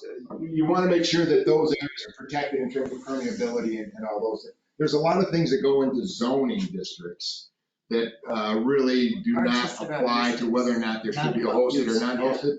So we thought, what we were suggesting is you probably go to an overlay map. These are areas where there has to be a long-term residency component. Right. And so that way you wouldn't have to mess up with all the permeability. Because Deerwood, you don't want to move it someplace else because there's no, a lot of them are septic. You want larger lots because they're on septic, and so that matters. Whereas, they don't fit with Johnson Avenue because Johnson Avenue's got a septic system. So you don't want to, it's not a zoning, it's a different, if that makes sense. It does. Zoning takes into account a lot of things other than that. I lost track of where I was. That's our job. There are a couple of areas then that become a little bit special. And this is this area right here. This is part of the corridor, and we are saying, look, this is Main Street, the pedestrian corridor. And it actually makes a lot of sense along Main Street to allow short-term rentals. Main Street has a different pattern of development, and that is basically one where, it's a place where people walk and there's storefronts. And so what we are suggesting is if you are in that area from 1 Main to the Mill Hill Light, that you can have a short-term rental, an unhosted short-term rental, but it's got to be in the second floor. Keep the first floor commercial. And we suggest it goes out, we've been trying since 1996 to spread Main Street development as far as the Mill Street Light. I mean, we changed the village center that direction, and so we are suggesting that in terms of staying consistent with long-term planning of moving Main Street, South Main Street has their own little business community actually, moving into South Main Street, that we maintain that. Theoretically that becomes a pedestrian corridor again, trailhead, you walk all the way up and there's stores that's the kind of thing we're looking at. So North Shore Mirror Lake, when we, and I want to give fair comment to the people who made comments also. We spotted a few areas when we looked at the map. And then when we had 400 eyes look at them, a few people mentioned some other things. And we, in all fairness, we're going to talk to you about those. One was out here in beautiful downtown Raybrook, the McKenzie subdivision. They suggested that the lots, this is town residential, so theoretically these are half-acre lots. The APA hamlet, here's Moody Pond, is right about here. So this side has got to be 3 acres. This side could be half acre. And so if you look at this, you know, there are some sections here where the 3 acre APA applies. We suggested that we should still continue this as needing a long-term residential component. These lots, although this is the McKenzie subdivision they talked about, there are 26 lots, I think, and about 6 or 8 of them, about half of them are APA 3 acres and the other 5 acres. We generally, long-term, what we're trying to do is get the APA to extend their hamlets. You know, if you look about future, I don't know if that's ever going to happen. Maybe we can do something with a land use bank, but these are areas, you know, that we would like to see as residential communities in the future. The other thing that keeps some of these lots smaller here is they pointed out were deed restrictions. And I do have to say that local zoning never takes into account deed restrictions. Deed restrictions are simply not enforced by municipalities. So even though there's a deed restriction, these have to be 3 acres. If this guy talks to this guy and says, geez, can I cut off, you know, 2/10 of an acre to give my kid? And this guy says, okay, that's all right. There's nothing anybody can do about it. Let's do 5/10. 5/10 of it. It's got to be half an acre because of, thank you. It's because it's half. That's right. It's that zoning. But there's nothing that anybody can do about it. These other people would have to get together and hire a lawyer. So bottom line is we don't take into account deed restrictions with municipal zoning. We never have, just because they're too easy to get around. It requires a homeowners association to hire a lawyer and put money into it, and a lot of times they just don't want to do that against the neighbors. So there's all kinds of examples that we can give you where homeowners associations did not fulfill deed restrictions. So we just kind of ignore those. But there are, in all fairness, though, there are deed restrictions up here. You have a homeowners association. I don't know how much teeth it has, but there's a homeowners association. There's some APA. We did not think it, you know, again, based on future and where it could possibly go with the North Elba zoning, we based our decisions on the North Elba zoning. The other one that came up was Parkside Drive. Parkside Drive is really unique. It's got 2 sections, upper and lower. I forget which one's which. I think that's lower, right? This is lower. You're lower? Yeah. Right. Lower is mostly residential because the units, you know. They're single family. Yeah, they're mostly single family homes, and they are actually in a different zoning district. They're actually in the town residential. So we would say, no, those are ones where you would need a long-term residency permit to do it.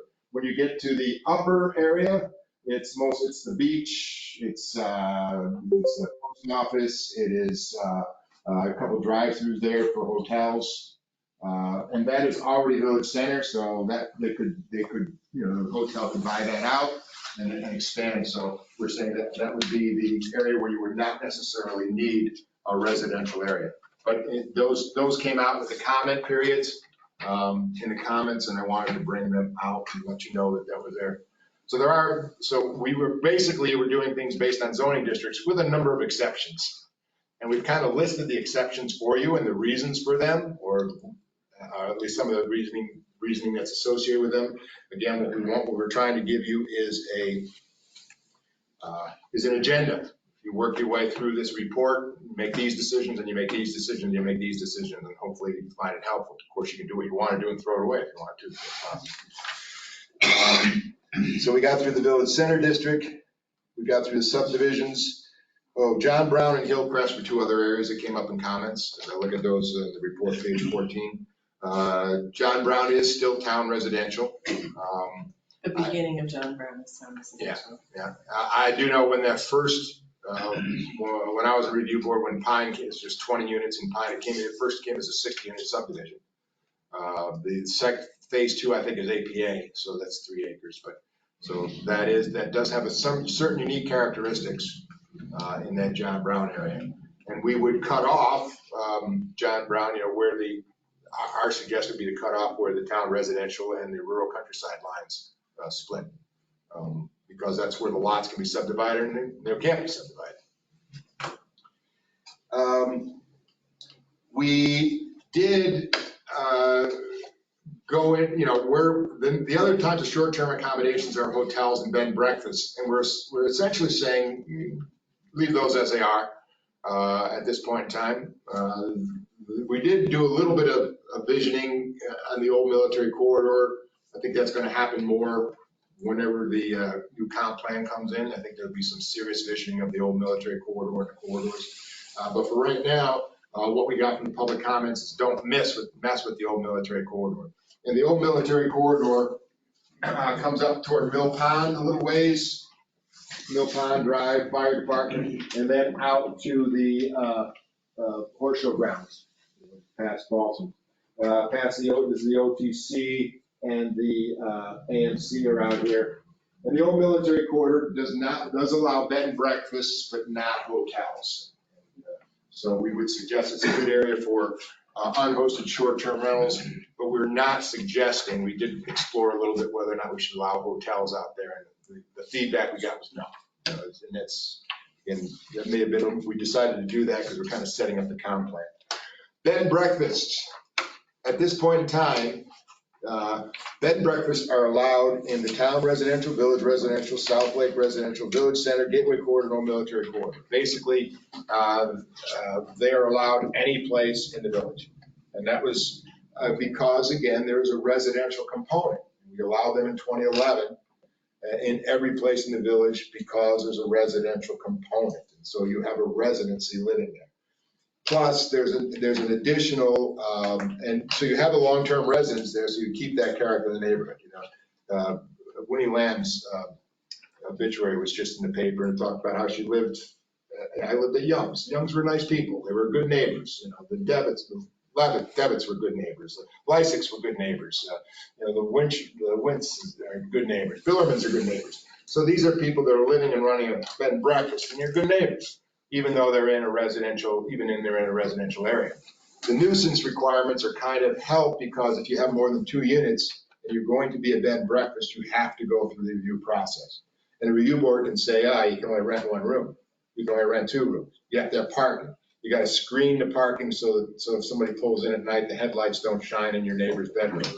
So there's a lot of things that can be done. So again, if there's a residential component to it, our suggestion is if there's a residential component, it should be allowed.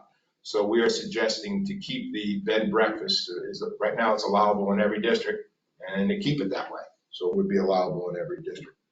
And that basically, as I say, if you look at that brown overlay, that would be the area where you would need a residential component. Whether it be bed and breakfast with an operator on site, or it be a hosted rental with an owner operator on site. Exactly. It would have to be a residential component. That's what we're looking at. That's what we were asked to look at. Full-time residencies. How do we promote full-time residencies? And the way you promote full-time residencies is to say, look, in these geographic areas, you have to have a full-time residency component. And so that's what we're doing. In terms of the timeline, and we get into administrative bits, and these are basically for information also. We really don't have any recommendations for the administrative bit. The timeline is up to you guys. There are certain things to consider. We did hear some comments, and there's some interesting comments. Bed and breakfast STR owners want to make sure there's an adequate amount of time so they can change.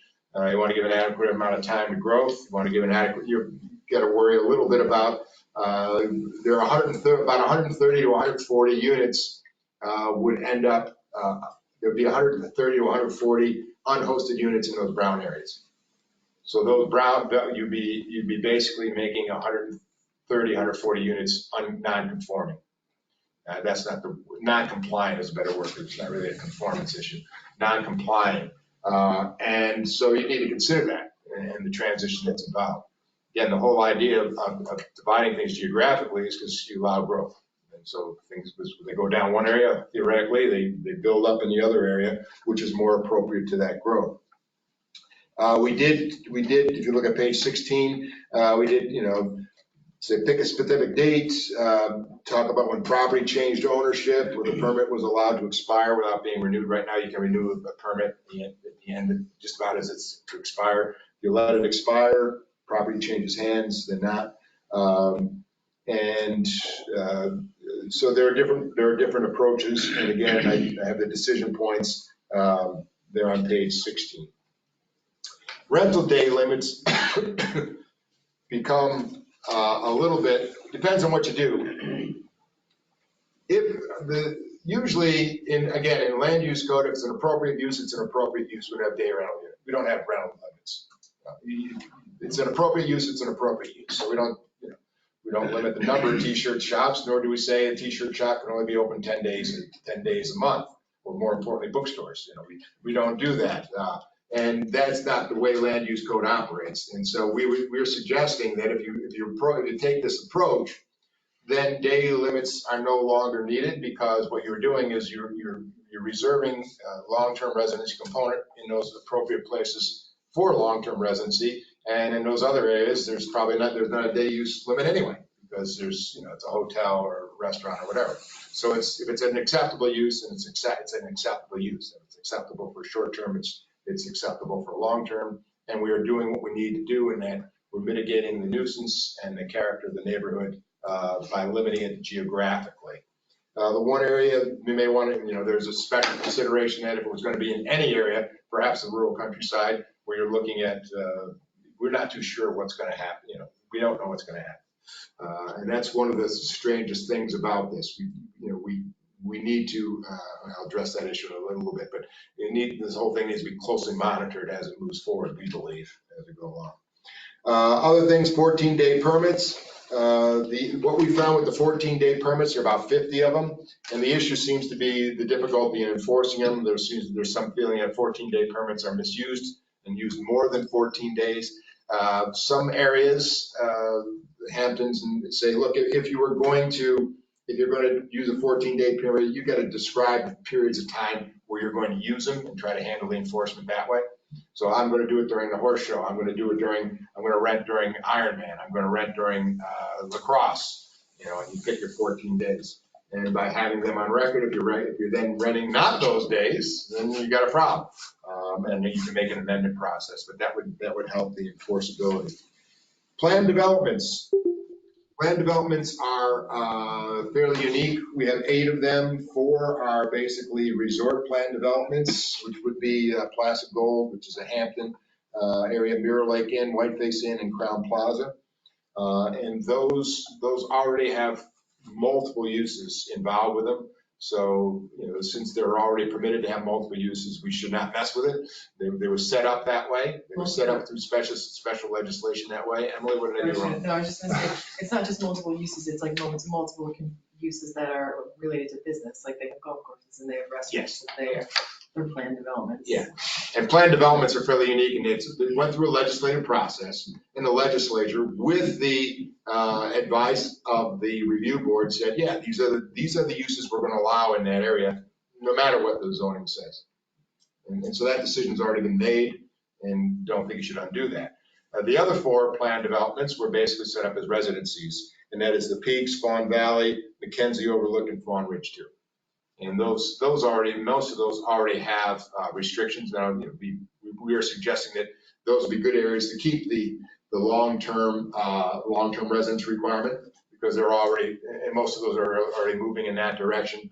The key is the future. So what we need to do is make sure that we put in section 7.3C of the existing land use code. When you're doing a planned development, you've got to determine what kind of permits are allowed there, and just put that in so that when future planned developments are created, that there's a section there that says, hey, we got to consider this, and then whatever decision the board makes at that point in time is the decision the board makes.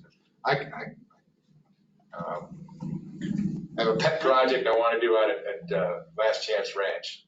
I'm gonna have a dude ranch in town, but, and that's got to be a planned development, and we need some things out there. Condominium permits. We are suggesting that the condominium permit should be left as is. Right now, there's a carve out. that condominiums can have permits, can have hosted or unhosted, there's no day limits on them. The reasoning for that in 2019 and 2020 was that homeowners association could always say, we don't want anymore. And so if the number of people there want to say we don't have anymore. The other thing is when people bought into condominium units, they knew what they were getting into. They weren't looking, they weren't looking for, this was the kind of neighborhood that they were moving into, and this is the kind of neighborhood that they purchased. What we are suggesting, however, is we do not want in the future condominiums, if you took a section, say McKinley Street, you got 3 or 4 houses on McKinley Street, we would like that new condominium to follow the rules and regulations of the underlying district, the new underlying district. So for existing condominiums, keep them where they were. Any new condominiums, we're suggesting there should be language there where they have to follow the regulations of the underlying district. So if it's a condominium out in the rural countryside, and if you decide to allow unhosted in the rural countryside, fine. But if it's in the areas which is where you are requiring a full-time residency component, then it shouldn't do that. We did get a lot of comments on enforcement issues, and we are suggesting a 14-day. One of the key issues, and I think you're addressing this, is that when we wrote the land use code, in 1996 and 2011, both times we went to the State Department and said, what kind of enforcement provision should we have? And they said, everybody uses misdemeanors, use a misdemeanor. And so bottom line is that any land use code violation is a misdemeanor. That means you have a right to a trial by jury. That means you have to get discovery in 15 days. That means a lawyer gets appointed if you can't afford one.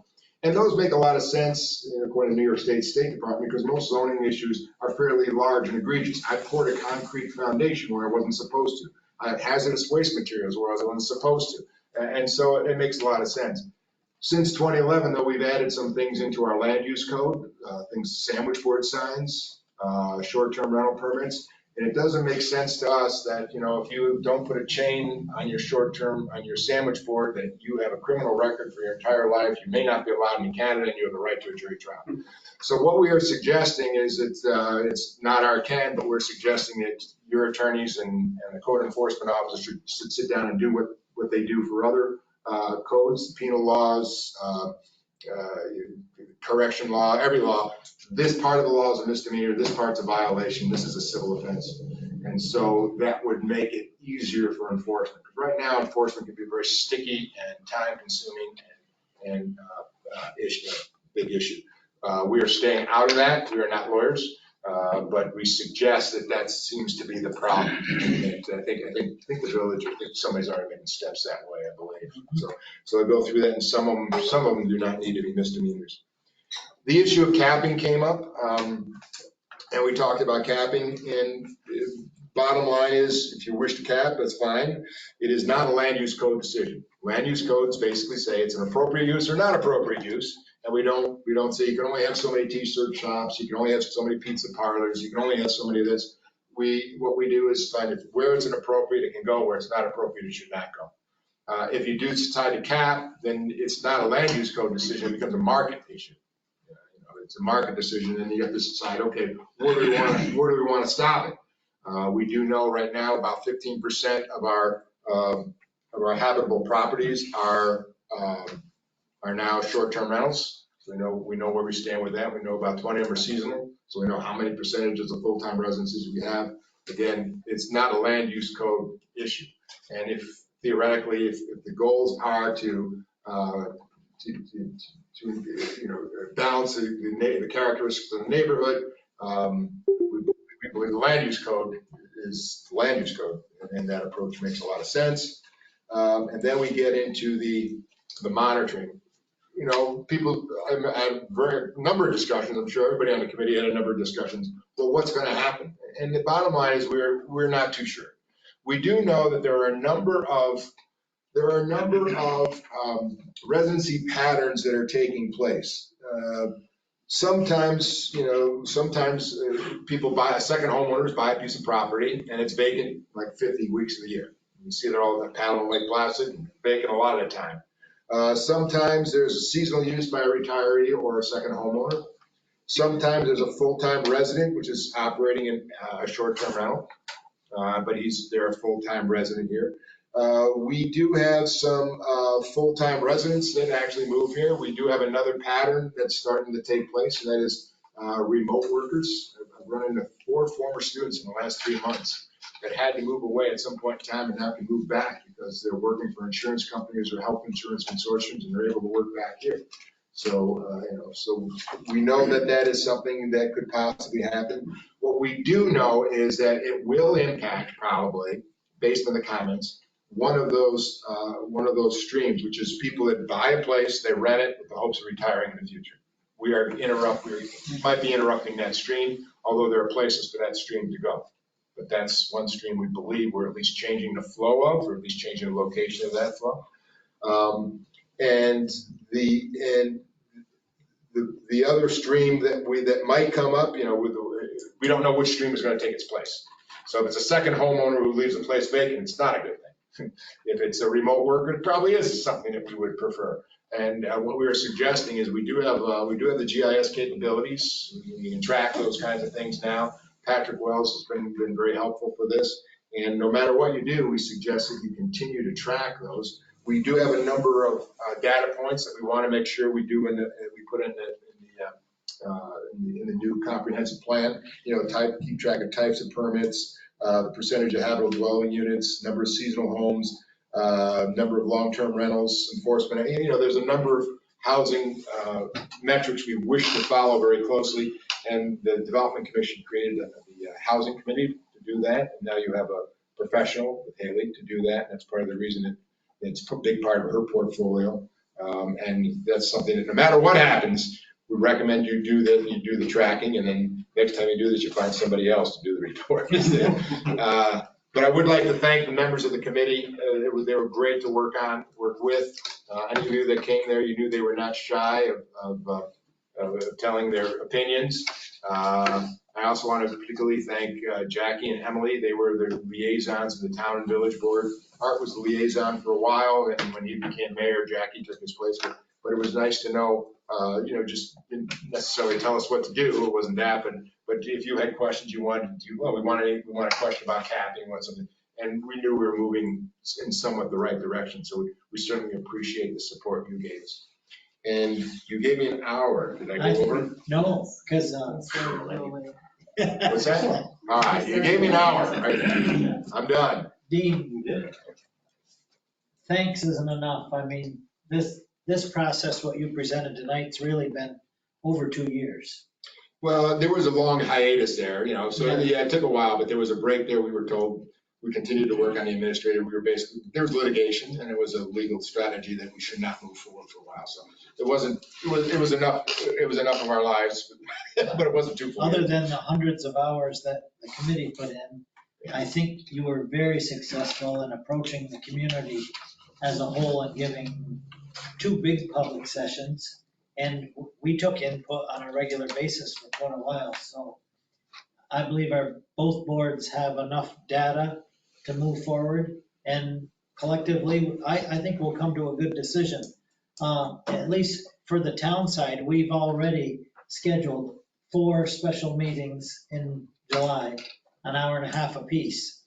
And very soon into that process, we'll need to speak with the village at what point we come together to see how each board is doing. We have a number of boundaries that abut each other. And so we'd like to find a way that we are somewhat in the same thought mode. That's one of the things about this. In 2011, we did the land use districts without we took the boundaries out, looked at a satellite photograph, looked at maps, and actually we had a consultant that did a lot of that work. But it's just like the land use districts are like the district, they're based on use patterns. It's like the village and town boundaries don't exist, actually. Before I let you go, I can't open this session up to a myriad of questions, but this gentleman had a question, and we're really not in a mode to be able to answer questions. Yeah. So anyway, I can let Dean answer a couple questions, and we have to move on with our regular town meeting. But sir? That's great, thanks. First of all, super impressive amount of work. I've read through the plan that you guys posted on the website and listened to your presentation, obviously really thorough and just impressive. The question I had was, when you think about addressing the key question of, how do you make sure that you have places for people who want to live here long-term, live here and address nuisance issues? I didn't understand the rationale for the half-acre decision. And related to that, if you take a look at the town map and count up the number of properties that would be eligible for unhosted STRs under the proposed plan, how many are there? Relative to the 3,200 properties in town, just to get a sense. We can get that information. I do not have that. The sense is there are plenty of areas to expand, particularly if you consider the corridors, because you can expand in large numbers of corridors. So you can put a 90-unit STR place up there. In fact, but just in the existing properties, they currently are there for somebody to buy. Don't have that because it's looking at the future. That's a very. I'm not saying it's not an important statistic, but we look more at where things can be subdivided and where growth could occur. And growth, there's ample opportunity. Our feeling is there's ample opportunities for growth for both of those to happen in the areas which were outside the ground and in the ground. And so what we looked at is opportunities to growth, not necessarily where we are right now. So we could have more residential units which have to have a full-time residential component. There's areas for that to happen and to grow. There's areas where you can get the growth of the unhosted also. It would be great to get the stats of the existing properties in town. How many unhosted would be? Yes, the property number is not as important as how many could possibly be there. Because if you got say the old Howard Johnsons decided to do short-term condominiums over short-term rentals. It's one property, but it could be 110 short-term rentals. So it's difficult to say that the number of properties matches the number of potential rentals or the potential residences. But you said 150 would be impacted by this. 130. There are 130 unhosted rentals in the Brown areas right now. They currently have permits. So 130 average 3 rooms, that's 390.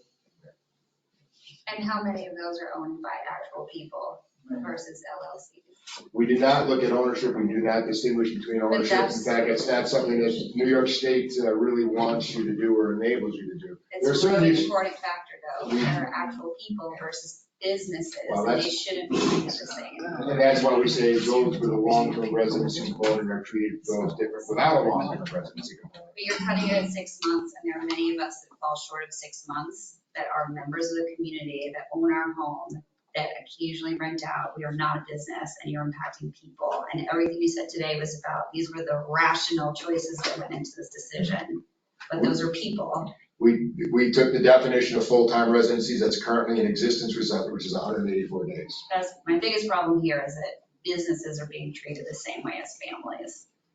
And that doesn't make any sense to us. You also mentioned Hillcrest Avenue, but then didn't finish your statement, so I'm really curious about. In the half acre.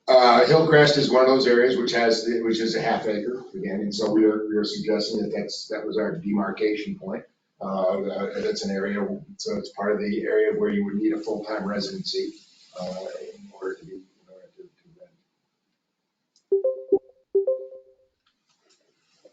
Did you factor in density of unhosted short-term rental neighborhoods? We did look at cluster maps. We do have some cluster maps, and we do have the map which shows. I think where I live, 2/3, 3/4 of them do short-term rentals. So it's not like we're really, you're trying to drive us out of the neighborhood.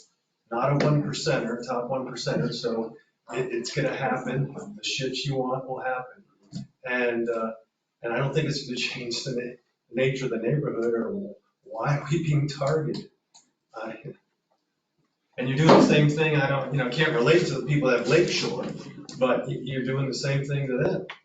Yeah. They can't afford to, if they can't rent out, how can they afford to keep it? I bought a house 7 years ago that was supposed to be a legacy home, and you guys are driving me out. I know, I've been to Newport recently for a wedding, VRBOs cohabitate there, and the Jersey Shore, closer to where I live, they cohabitate. We're not suggesting that they can't cohabitate. What we're suggesting is that there are areas in the village, in town, there are geographic areas where they're more There's a lot of suitable. ground on that map. There's also, I well, think it's about 50/50. Yeah, if you look at the To end. answer your question, I would guess it's 50/50. yeah, it's pretty close. Where you can't and where you can. The map is just the village and vicinity, it does not. Yeah, I'm 100 feet away from them qualifying, up on the hill. We walk to Starbucks, and everybody's a short-term rental up there, and you're saying, go home, go back to Pennsylvania, we don't want your. As we start our process, please come and be involved with. I'll come back Thursday, I guess, but I've already expressed about all I. Although you live in the village, then Thursday is the town. Is the town? Just to clarify. Oh, when's the village? I have to talk to my caretaker. She feeds me this stuff a little late notice, and we happen to be here. So is my whole family, this holiday week, and in May, and when you got this thing rolling, COVID hit, it was ridiculous. Getting this ball rolling with this, driving us out. So my question is more about, you started the whole presentation by saying that you're trying to upheld the neighborhood sanctity or however you worded it, and then to also limit nuisance. And you followed that up with data saying that there was very limited nuisance reports. So I guess I want a little bit more information on that. Yeah, we had 115 nuisance reports were reported through the website. Over 2 years. Over a 2-year period. And what we got from the comments, the evidence was that there were many more than that. A lot of people had trouble reporting because the website was down or there were problems, whatever. So we have that number, we don't find it very reliable. Dave, does that factor into the times that the police were called? No. So the police. It's not a reliable number. Are called oftentimes, and then that's not even factoring all those other times. How much of those were reported? So I read some earlier statistics you guys put out a month or two ago that said something like 80 of those, 130 or whatever, were from 2 particular houses. 40.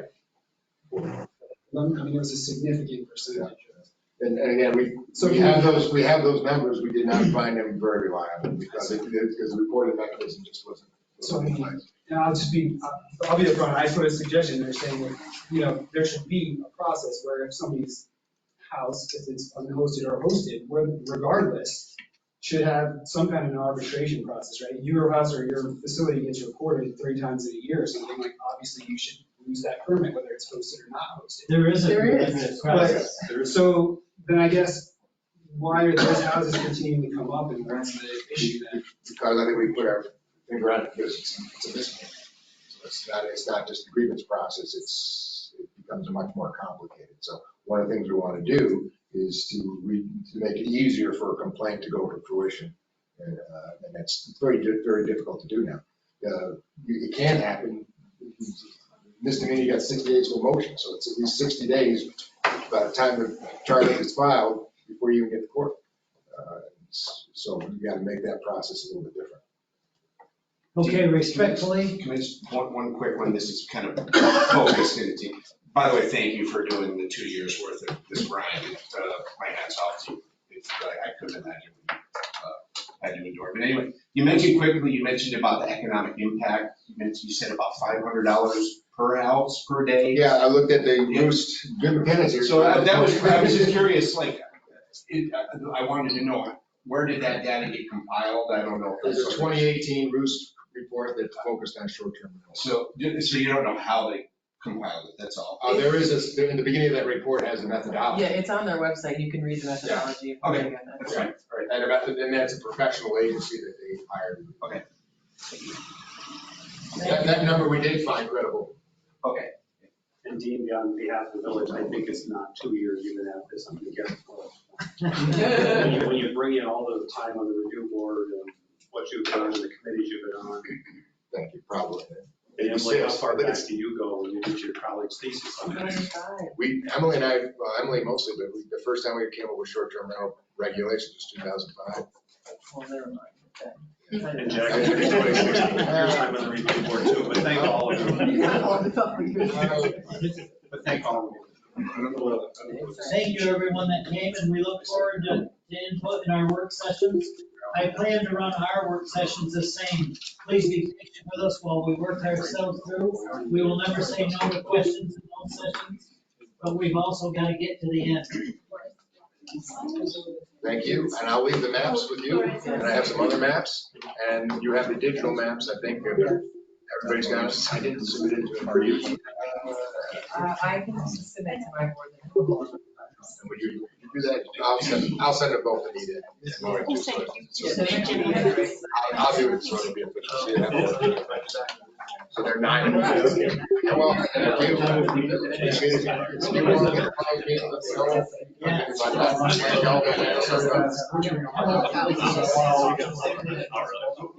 that's what we try to do. Yeah,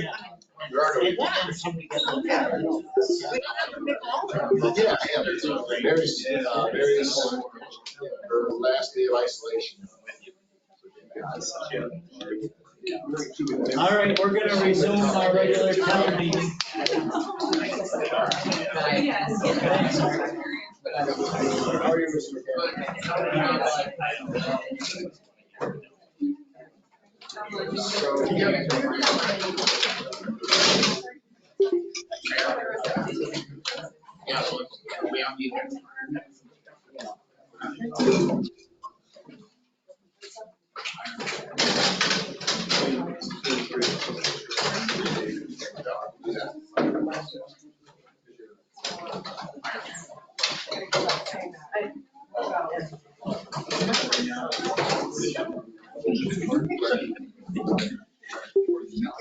I know, I was trying to listen.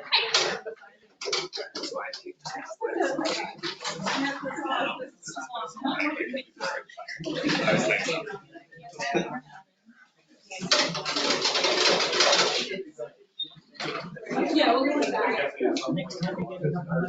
You're welcome. Home house it is. Oh. I hope you guys can come to some, it's hard, people are gonna have a hard time.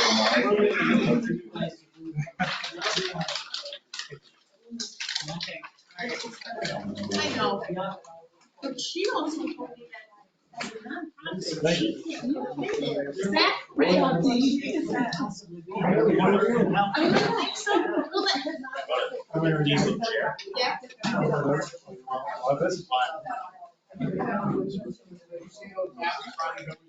They are, yes. They are on. They just They can't go count. on these days. But,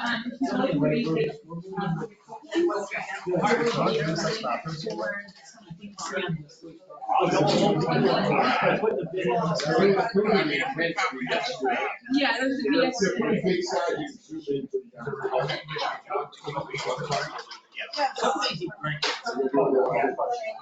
No. I said, do you need us? He goes, no, I can bring it. So he hasn't dug it yet? No, we did. It's there. Oh. Who brought it? It's at the end of the runway. Oh. And what you put work in. Oh, that's all. I saw that. Yes, he's the one. Oh, so it took him a few drinks. Okay. He was okay. He preferred to holidays. Found that. Then he could do it. I did, yeah, I kind of listened. Oh, good. All set. All set? Rock and roll. All right.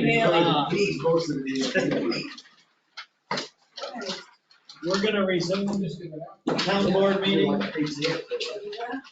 I want to move on to the decision on the variance from June 7th for the Gerrity family. I think I'd like to turn it over to Emily. Sure. And to just help us through the process we did since Gerrity's came. So since the June regular meeting where we had the public hearing, one thing I meant to ask you before the meeting was, did you get any more written comment in those 7 days? Okay, so no more written comment came in at all. We had a few public comments here during the public hearing. with some advice and guidance from our legal counsel, we have drafted what we're calling the findings on 22 Juniper Circle. And so I did circulate that today, and hope service will only give you one day to review them, but I hope everyone has some time to review them. And so it looked at the application, it looked at the minutes, and then also had some discussion points with our code enforcement office. And so when I reviewed all of these findings, I think one of the things that stood out to me the most to help me with my decision is that there was a real lack of communication with the building office about what their issue was. And I think that things could have been a little bit different if it was an imperative financial hardship, they would have picked up the phone or gone to the building office to move this forward. But then that was my big thing was, obviously I would hear about other notes and everything that we said. And if it were me in their place and I had concerns, I would reach out. If this was a fundamental component of subsidizing their professional lives, I would think they would be a little bit. That's what I mean. I'm putting myself in their place and saying, hey, I got to find what we're going to do. Sure. We've been upstairs. I appreciate the fact that this is their primary residence, and however, in addition to the demonstrating financial hardship seemed to come up a little bit short in what the documentation. And hardship alone, when you travel outside of the area for their jobs, there was no mention of income loss when you're actually working. So it's hard to put a loss statement on something that you're traveling away from your home to make your living. So it left a gap that I felt unsure There was a about. bunch of, use the word gap, I use expression, a bunch of disconnects. Yeah. It didn't jive. Based on that, we all gave our input. So where did that lead us, Emily? If there's no more discussion, I mean, I can read the last part of these findings, which we can release to the Gerritys and then to anyone else who wants them for public findings. Therefore, based on these above findings, applicant has failed to demonstrate an extraordinary hardship or practical difficulties and the variance is denied. This determination does not prevent applicant from seeking a short-term rental permit once the moratorium has been expired, but does not assure any particular outcome if such an application is made. So I guess I'd ask for a motion on that determination. Second. Further discussion? All in favor? Aye. Any opposed? Carried. The process now, Lori, is for you to notify the Gerritys of our decision. I'm asking because I can.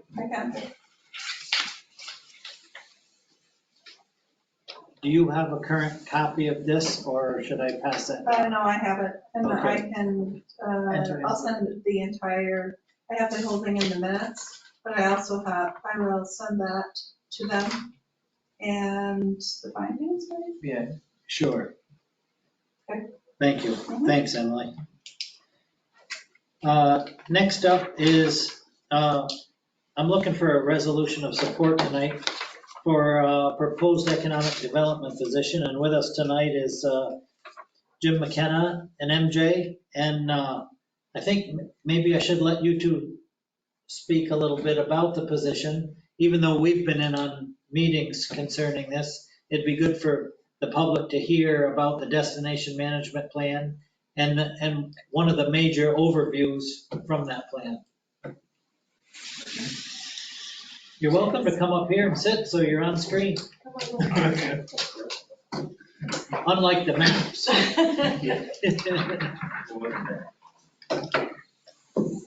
So I believe that most of the people at the table this evening, the village and town board members, are either part of the destination management committee or were at the meeting that was held last week where we talked about the economic development position. And this was a result of the destination management plan that we did for North Elba through a third party called Next Factor. And one of the main findings through that process, which was over 18 months, that one of the things that really seemed to be lacking in our community that was very common in other communities was the economic development position. And that position really looked at bringing in new business and enhancing business that was here in our communities. And not necessarily tourism-driven businesses, but even non-tourism business, right? And so to balance out our economy, and now we're at 85% tourism economy, reducing that by a little, potentially, and increasing our non-tourism economy so that we had a more year-round economy that didn't flux as much as tourism did and help increase our population and full-time residents. So from the destination management plan, we brought together the stakeholders within the community, the town, the village, the school, Florida, Haley from the community development, and I'm missing somebody, non-for-profit. And an economic development person. Excuse me? An economic development person, Kelleher. Oh, that's right, and Dan Kelleher, who's currently with the APA but has economic development background. And we really tried to talk through how this position would look and what they would do. And as a result of these many conversations, we feel that to have an economic development position in a non-governmental seat that worked directly with, or non-municipality, excuse me, that worked closely with the current community development position would be advantageous for the health and sustainability of our community long-term. So we, as in Roost, feel that we can determine the best path forward as far as how to pay for this position, working with the community, the steering committee, but making it very clear that this isn't a Roost initiative. And I think that's one of the most important takeaways from this comp plan is that, the destination management plan, is that we want it to be all of us together, figuring this out, agreeing, working together. And with the destination management plan, the 18 months was all of the interview and focus groups and steering committees from members of the community, interviews with individuals as well as groups, and to come to the conclusion of what the destination management plan should look like and what the needs are for long term. So that was long-winded, but in conclusion, we would like a resolution from the town this evening and the village in the near future to endorse this economic development position. James? No, other than the way we have the steering committee, whatever that might be is sort of like the governance committee of this economic office, however it's established. And as Mary Jane said, it's, the endorsement gives us the ability to get that group together and figure out how it's going to be paid for, basically. And the structure of it. And the structure of overseeing it. And the structure of overseeing it. And the agreement that it's needed. Yes, First. that's really the thing, and that would trigger. I'm confused. I'm sorry. You did miss the discussion. I tried, the link didn't work, and I took screenshots That was throughout. absolutely our fault. We were 40 minutes before we got started. Yeah, and I was like, I'm trying to dive in. So I just touched it. It would not be under the purview of the town of North Elba, but it's not going to be a Roost position either. So what is it, I guess? Who's going to you said you have a committee, but what committee is going to oversee or manage or hold accountable this particular person? So it would be structured similar to an executive, an executive position. And that executive position would report to a board. And the board would be comprised of the stakeholders in the community. So representation from the town, the village, school, Roost, non-for-profit. Ordo. No. That would be the governance body of it. That's the intent.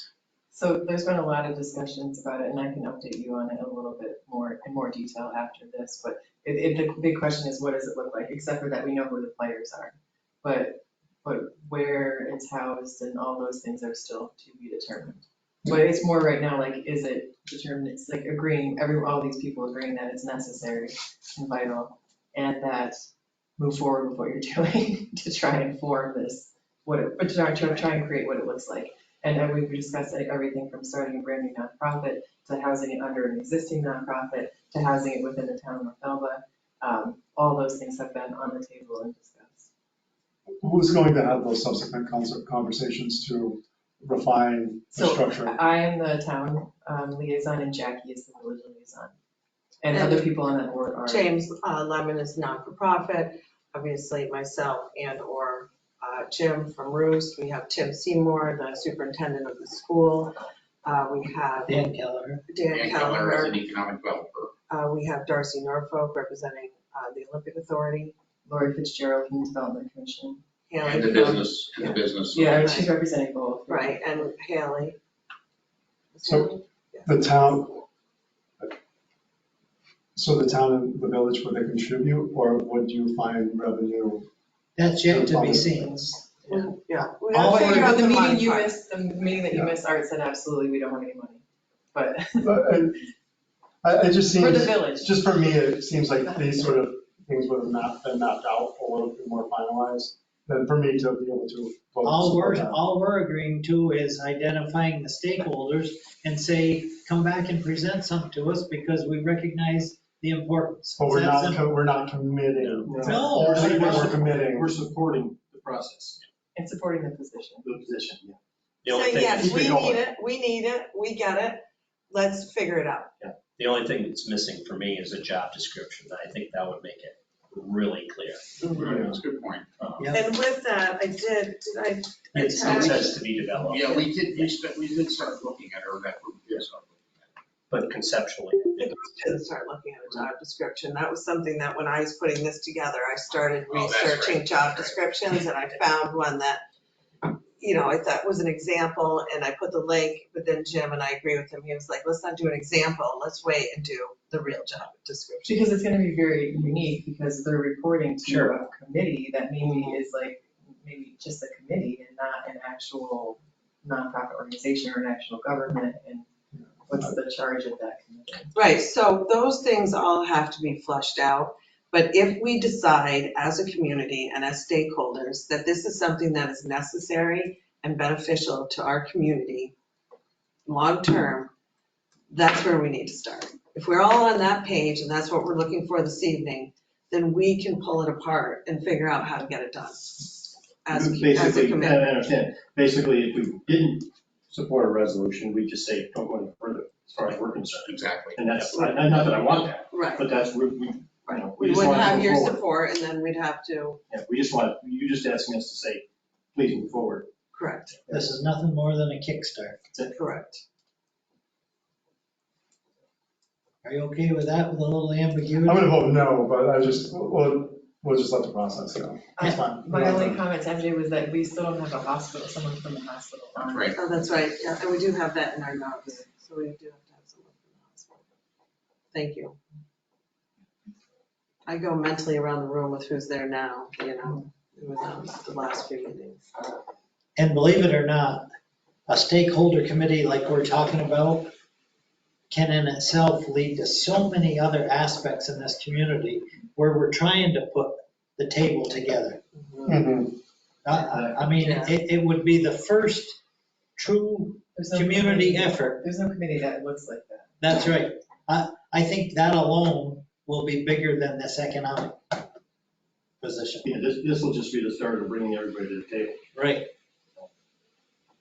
And maybe this How visionary can that we how hire can that is. be bad? That's right. No, exactly. No, that's what you want to do, you want to bring everybody to the table. No, Listen, I don't disagree with that. No, I think it's no, just I'm a just structure, saying. so like, I'm just. There is no structure yet. well, and that's where, and it's just like the Iron Man contract where like now there's been some back and forth and there's been that sort of conversation. I feel like we should have more conversation so it becomes more refined. So when it comes to us to give our thumbs up for approval, then it's, but it seems like, hey, we're on board with the concept. And then at that point, it can go in a million different directions. And It'll be up to us to prove it. Yeah, well, we're only one. Right. I mean, I don't want to get into the Ironman conversation because this is the economic development Yeah. conversation, but I'm happy to have that with you. No, it's the same process, I think, or I think that is not. Like Jason's worried that we gave like a lofty okay based on some lofty things, and then the details weren't worked out. We all said, oh, the details will be fine, and now the details maybe aren't fine. Exactly. But I don't think it's the same, it's not this, to me, it's not the same. But I understand your concern, and I follow your logic, to me, it's just not the same. So anyway, I'll make the motion to approve I don't know what it says. resolution of support. Yeah, that one. Resolution of support for an economic development position. And I'll second. Any further discussion? All in favor? Aye. Opposed? Carried. And for the record, I just want to, the position is important. I just would have hoped it came a little bit more articulated. And just as a response to that, it doesn't make sense to put a lot of time and effort into this to make it as the nice of a package that you need to approve it if we don't have support. Right. You know, what comes first, the chicken or the egg?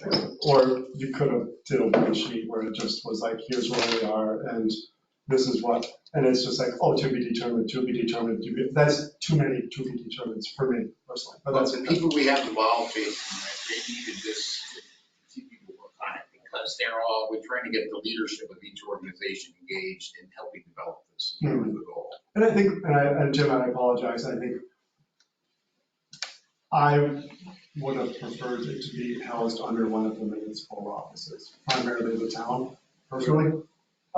The independent component leaves. There's other people that think that too. What's So that? there's other people that think that too, but I'm willing not to kill the deal, so because of my belief that it should be held within the town. I'm willing to listen to these other options.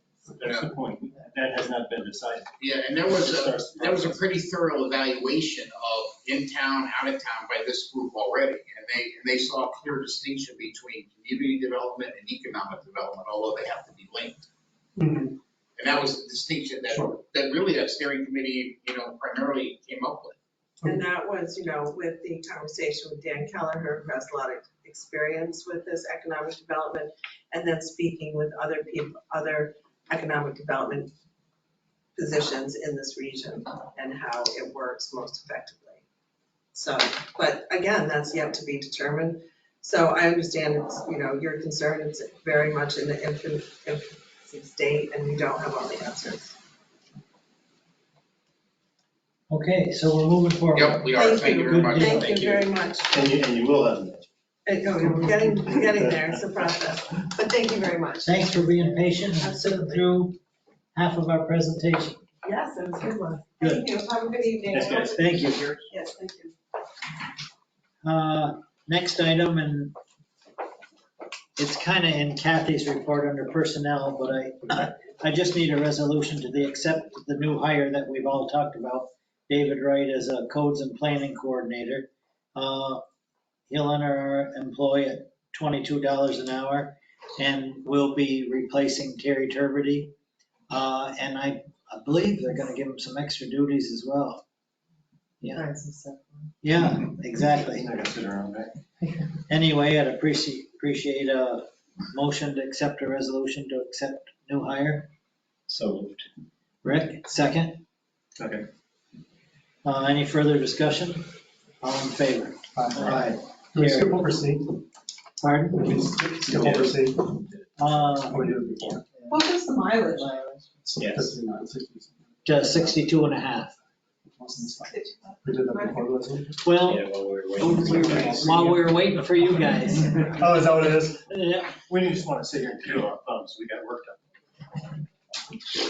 As you know, in following through with the town hall chimney repair, all we really approved was the bad chimney section and replacing all the bad bricks. So I've signed that, but we need just an acceptance by all of us that we're recognizing $46,332. $2,860 will be due when they come and net the chimney for the winter. Next spring, they'll do the brick replacement. The rest of it, we still have to talk about. It will probably involve a bond, I'm guessing, because it's appreciable. But we'll go over that within the next month, maybe even sooner, so I can get on this company's list. A bond or a ban, are they looking? I'm not sure. I'll let Kathy determine what's the best route. I've sent the Cascade carvings. Can I ask a chimney question? Sure. The cost is based on 350 brick replacements. Is Right. there a possibility of exceeding that? Well, initially it was 100 until the owner came with a spotter. Okay. And they basically counted that whole section. So I'm confident with their number there. Good. Yep.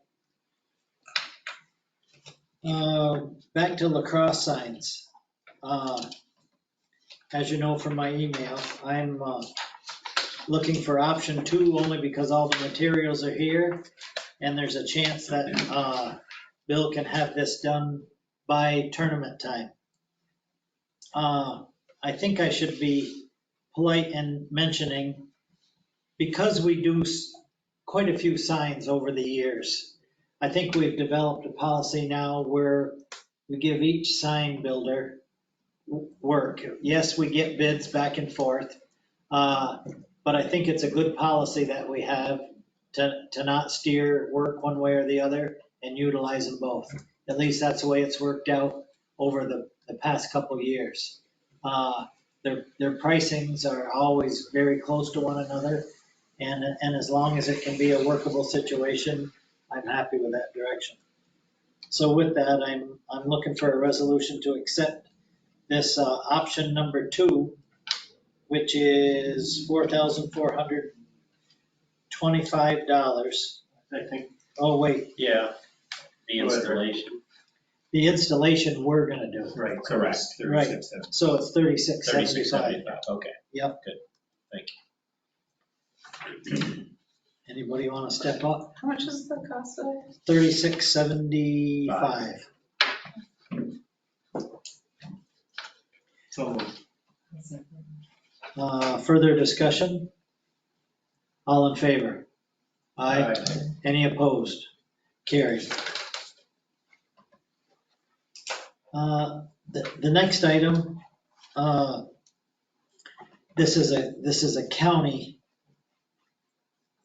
The county has proposed for quite a few months now, we've been working on the idea of creating a land bank.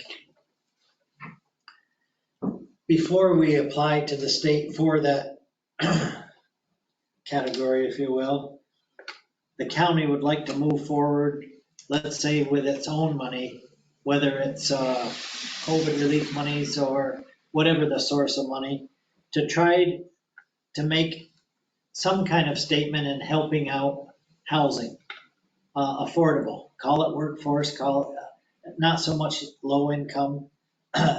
But there was an email sent out with the foreclosure list for each town to identify properties within their town that might qualify in some way, shape, or form to accommodate housing.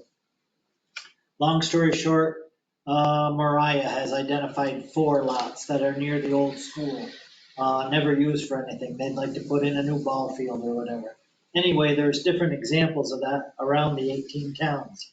In our own town, all of the foreclosures, except for just a couple, are timeshare units for different reasons.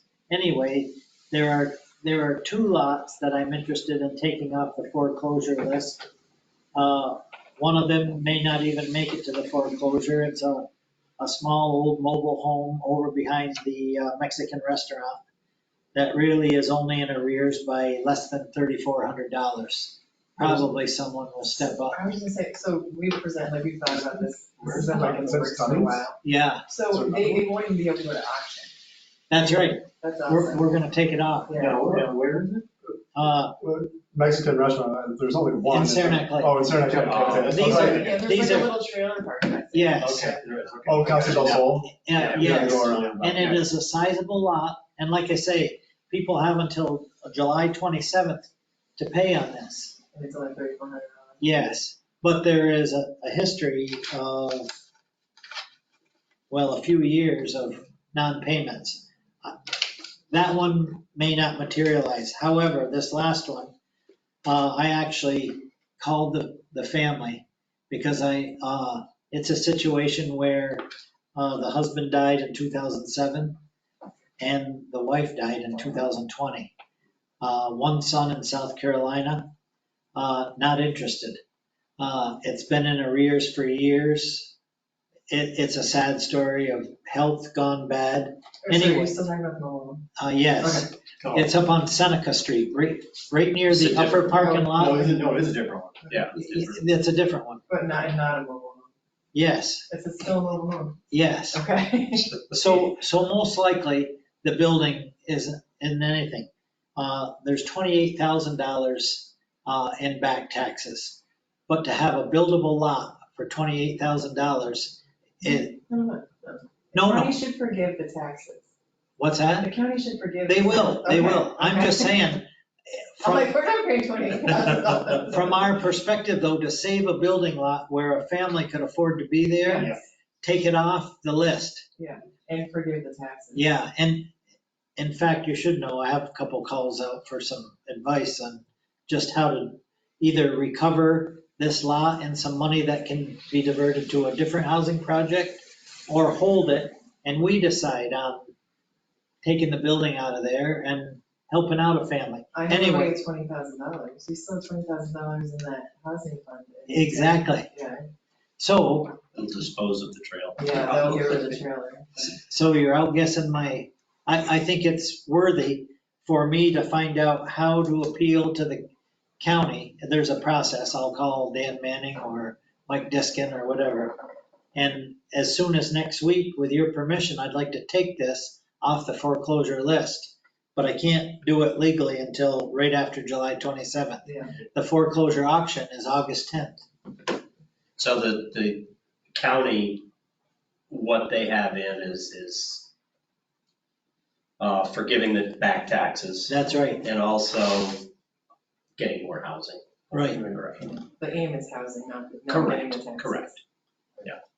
But I think it's a very worthwhile direction. And like I say, if we were successful in this next year doing a couple places somewhere, then the state looks favorably on granting this land bank idea, which has been successful in other areas.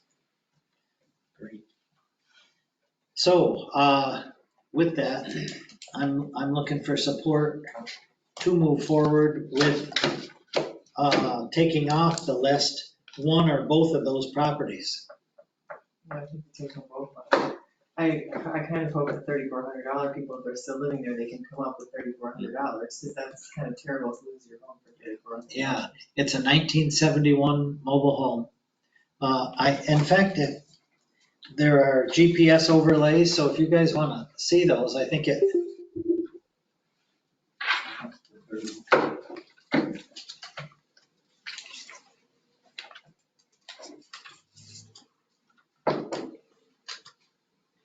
And Kathy's off, so, and we have all her personnel actions and budget. Is there a motion for this? Oh, yeah. You need a motion. I'm waiting for Dave Okay. to look at pictures or whatever, and then, Where, you said Seneca, where is Seneca? you know when you pull off Lake Flower to go up to the college? Oh, so they're both in Seneca. Yeah, Okay. it's just off the left of that main parking lot, which would sneak back down toward NBT Bank, but it's way up close to the college. I mean, it would be a prime home building site for a new professor that comes in or whatever. Yeah, I'd be more in favor of the second one. Like, maybe we should just take this one and pay $3,400 and give it back to them. I didn't feel bad about it. Yeah, and I can't Well, find they're it, 700 and something of them in the county, or 1,200 something. Yeah. If you're gonna forgive one person. and I can't find a contactor I'd call this gal that's there. Well, Because I like them to know the way we're thinking. Yeah.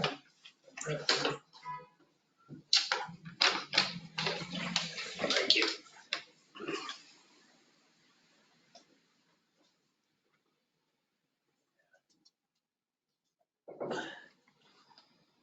Tell you what, not bad, it's almost 7:30, that's decent.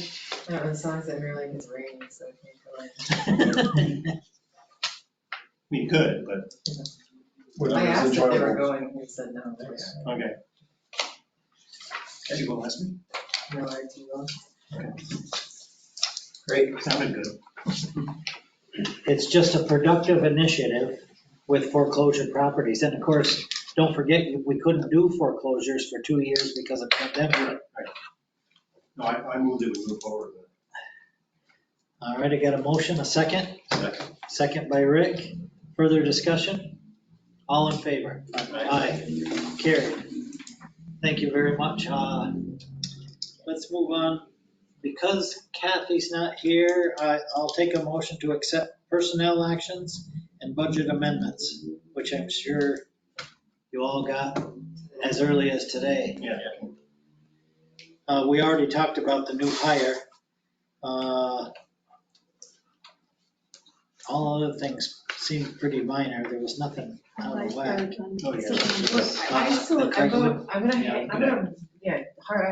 harped on this Craigwood thing last time. Yeah. But.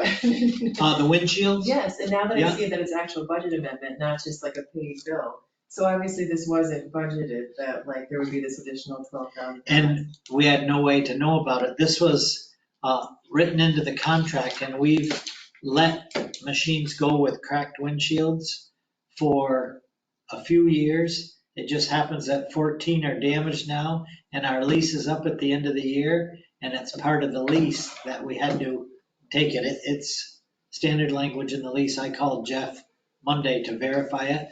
He called the company, and What would be our policy moving forward with future breakages of windows?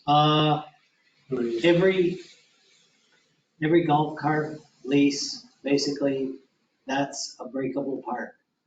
No, I mean, let's just say golf friends, ABC, go out, flip it, break it. Do we hold them accountable to pay for that? That's a good question. Can't answer it. And this wasn't just last year. No. So this has been accumulating over. Exactly, and because our lease is up at the Right. end of this year, the golf cart company said you have to make it whole. Makes sense. But just to clarify, the golf carts don't stay at Craigwood. No, they pick them up. But they store them somewhere and like service them Yes, and then bring them back. that's right. That's what But their 90% service- of golf courses do. But the service never included fixing windshields? Yes. However, apparently, some of the cracks are so bad that people aren't taking them. No, I know what you're asking. Why You could- wouldn't they you could fix have- it? I Like, mean, why weren't they fixed? why Like couldn't- when they went back to the company, like company picked them up and they were being serviced, why didn't they service the windshields? And try to find, if the lease says they have to charge us, then charge us. Like, why did they just kept like they, Do we even get the same golf carts back? yeah, that's my question. Like, are they really saying these are all North Elba's golf Right. carts, or are they like, oh, let's take some from along? No, Are you asking if it's typically verified they when are you the receive them, same if they're because all- you sign a 6-year lease. Yeah, Yeah, so we I don't know think it's they the are. same machine. but I don't think they are. I don't know that. I mean, when they come back to their facility, they say, okay, these came from Craigwood. Right. And you got these problems. But when they put them back out in the Could be course, anywhere. you could get, they don't say, okay, these are North Elba's. Yep, Yeah, that's my question. So what if we got a bunch of broken windshields from Malone? yeah. And now we're paying $12,000? Well, that's You know good. those people. Here's what I'll do. I will, Well, what they should do is when that comes back, they assess it. And Yeah. they say You that, can't- It should be an annual the thing. rather annual than thing, a you assess it. I say don't that know if came from pandemic Craigwood. came into play with no one working on golf carts. Or when the golf carts went out, did Andrew, or did Matt look at them all and say, okay, we know we have 17 they cracked come off. windshields? No, What do when he sent them out? Oh, when you sent them out. You know, because that's So kind send of the them more back. part. Right, he So sent when them back. they came back, was it still only 17 cracked? Or did he send out 5 cracked windshields and got back Got 17 cracked windshields back? You guys are old enough. Remember Paul Harvey? Oh, yeah. Tomorrow I'm gonna get the rest of the story. Yeah, yeah, and that's a good point. I mean, when they come and pick them up, Matt should be looking at them, at least superficially. Try to look at every one, say, oh, the I drivetrain shot. do know Donnie Mortensen told me that. Yeah, when the new ones they put back in are thinner. What do you mean thinner?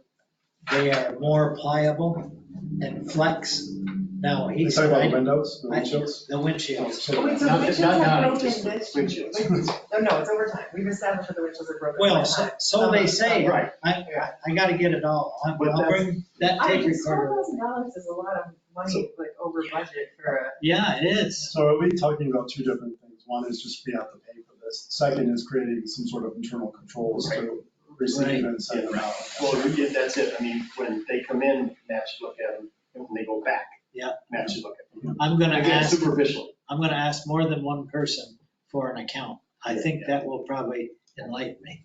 I mean, plus, I mean, if Matt takes one and they just, you know, they come to do it, or it's the end of the season, they aren't even there yet. If he hops in a cart, buzzes around the parking lot, he can get a sense of something's wrong. And if they come back and they say, well, cart number 130 had a drivetrain problem. I wanna make sure that vandalism wasn't, part of this. It's kind of similar to students when there's no accountability, or teachers or laptops or Chromebooks. There's a higher probability they come back and.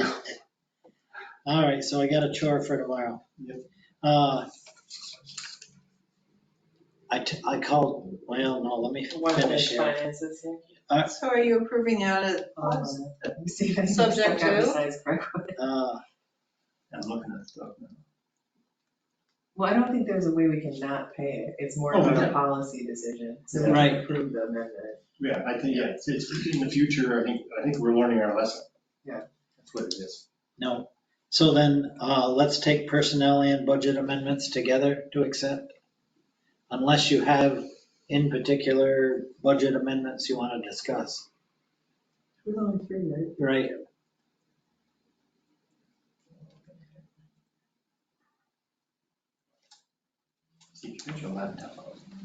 Oh, listen, I've got it, but I don't even know my signature anymore. Everything look kosher? We're losing audience. Be sure we're kind of entertaining. Yeah. Entertainment. That's it. Windshields are not. This is a good thing. All right, I'll take a motion to, on both personnel and budget amendments. So Second? Second. Okay, any further discussion? All in favor? Aye. Opposed? None? Carried. We need to approve the audits. I think you've all signed them. So I'll make a motion to approve the audits. Second? Second. Further discussion? All in favor? Aye. Aye. No one opposed, so carried. As far as committee reports, I talked to Dick today. I have a meeting tomorrow with Steve Short and/or Chris to discuss ongoing lease situation with Steve. He has already asked that he be granted September. It might be to our advantage at this point. As you know, there are now 2 interested parties in taking care of services we need to honor, if you will, at the airport. One is a former employee out there a few years ago that worked for 3 or 4 years that knows the whole operation. She lives locally. The other is Chris, Steve's employee, in which situation he wouldn't have housing once Steve leaves. And as you all know, I've been working on estimates, what it would take to turn the pilot's lounge into a studio apartment with all the amenities, kitchen, washer, dryer, bedroom, living room. Anyway, I'd like to form an interview committee other than myself. I'm pretty close to this thing, and I think objectivity would be to our advantage to ask a couple of you to be on an interview committee, along with Ken or Shannon that oversee all the maintenance at the airport that could have valuable questions.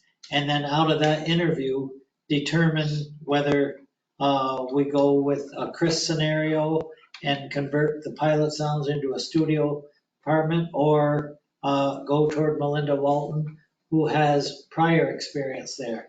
Certainly keeping in mind that this would be a town employee, and I'm not excited about a long-term town employee at the airport as I am with attracting another lease situation. So either one of them might be able to bring us down that road. They both know that it can only be a temporary thing until, if we do secure. They will very shortly. Well, when we talked to Chris, that's what we impressed upon him. No definite limit, but the idea is put you in place to run the airport, the fuel and whatever. And then you to come up with your own plan and, be terminated from the town and run it like Steve does. Yeah, But we he looked would at start somewhere off- between a 1 and 2 year period to attract a leaser. So from a charter standpoint, that's totally separate. Totally separate, and that neither one of them has a 135. Right. That doesn't mean that someone from the outside couldn't come make a deal with the town. Yeah. Does Steve have any leads? I hope to find that, Okay. and I will know more, when did I say his meeting with him? Tomorrow. Yeah. Okay. So anyway, we're moving forward, and him taking another month's lease helps us out tremendously. That's fine. I guess, any other committee reports? I don't know where this falls under committee, but I just wanted to mention what committee. But Haley sent everyone the RFP for the comp plan. If there's no feedback from you guys, then I'm gonna tell her to go ahead and send it out. No feedback? No. Okay. What did we decide upon, two people commented on using what funds to pay for the training for the lifeguards?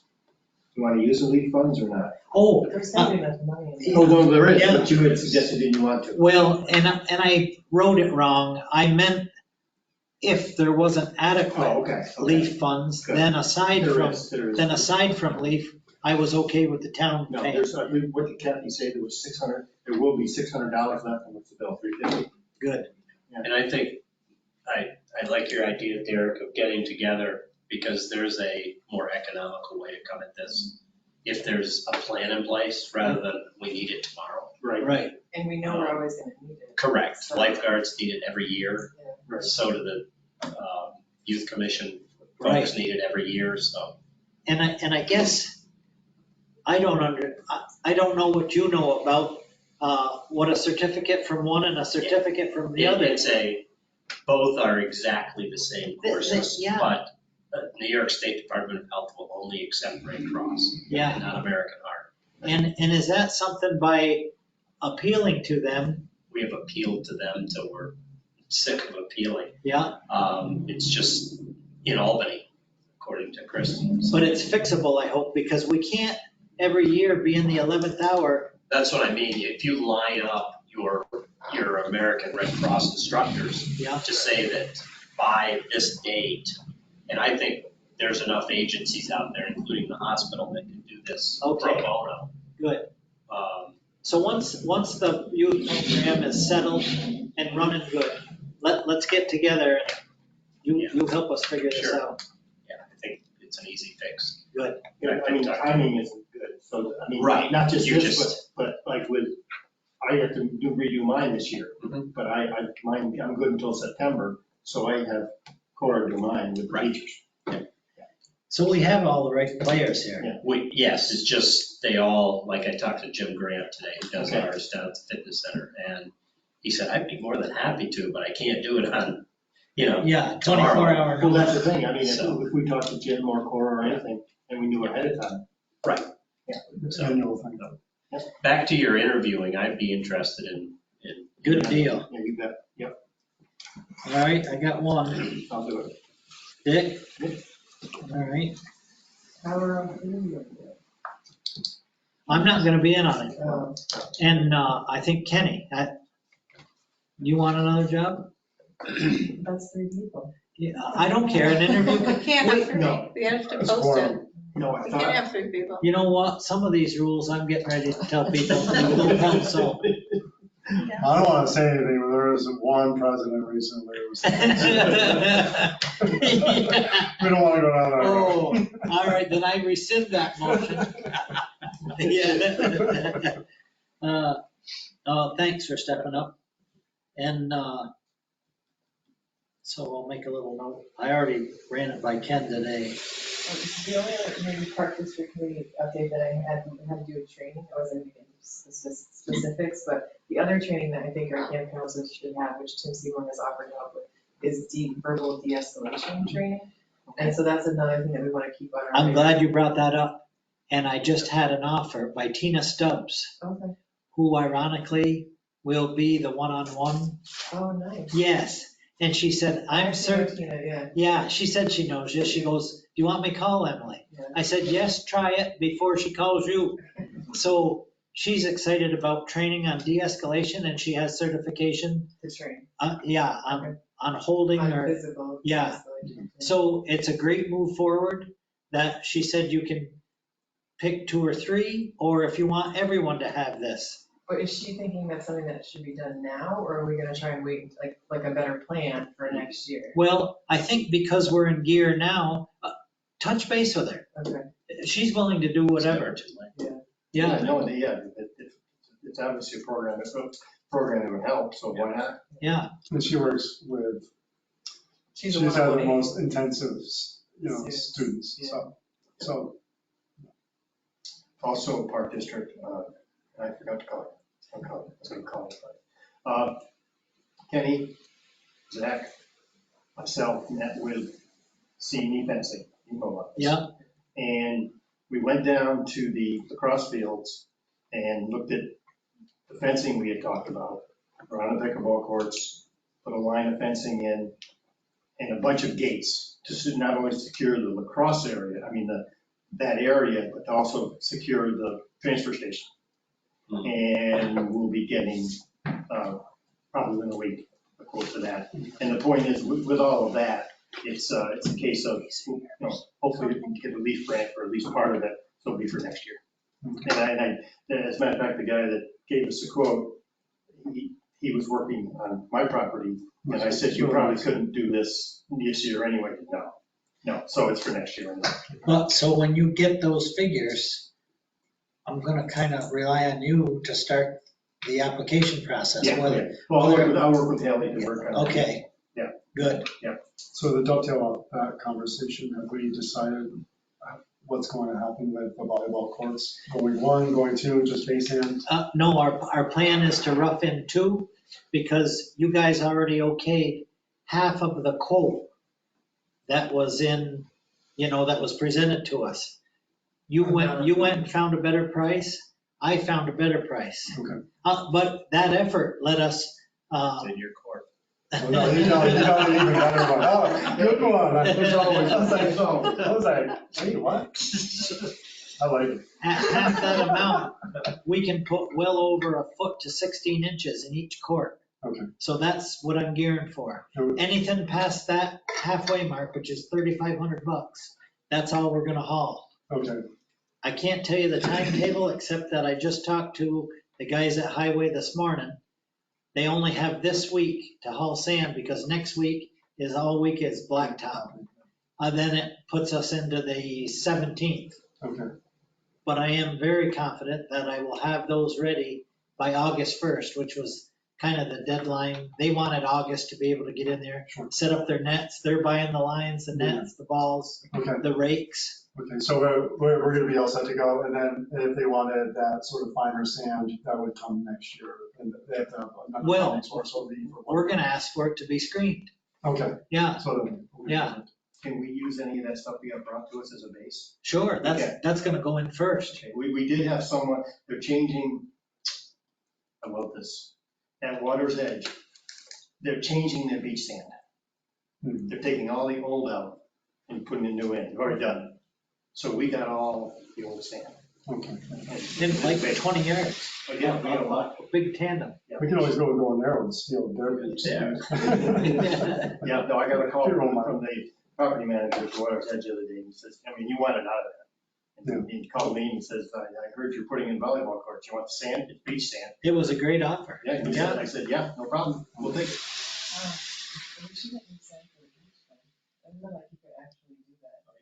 Yeah, for the beach. It wasn't an idea to do it for here. That wasn't my point. Maybe I should separate those two on the same committee. I'll go put my toes in there tomorrow, see how it is. The sand on this beach? Is it even sand? Yeah, I thought it was just earth that was pulled away and then what was ever left over.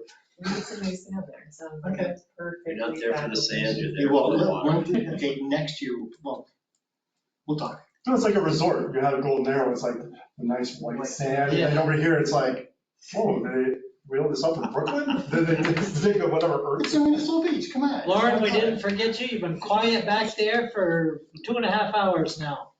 You got any questions? Oh yeah, I wasn't able to attend the public hearings. I was wondering if anyone came or spoke. Actually, neither, well, Only the app, or no, yeah, no the one spoke applicant, for the Madlock. first one, and then the applicant spoke for the second Yep. Do you have any plans on when you're gonna vote on that application? one. The Our new next regular meeting. Yep, August 2nd, I believe it is. Have you gotten any other variance applications besides those two? No. No. And I think, what's the village done, 3 or 4? They just did 3, that's what they got stuck on. 3, and then there's another one that just came in, so I think there's a 4th one. We just, So you did 3 today? no, Oh. we decided 2, we decided on the 3rd one, we Okay. just set a public hearing for that 4th one. Okay. And with just a month to go, I'm assuming that variances should be over.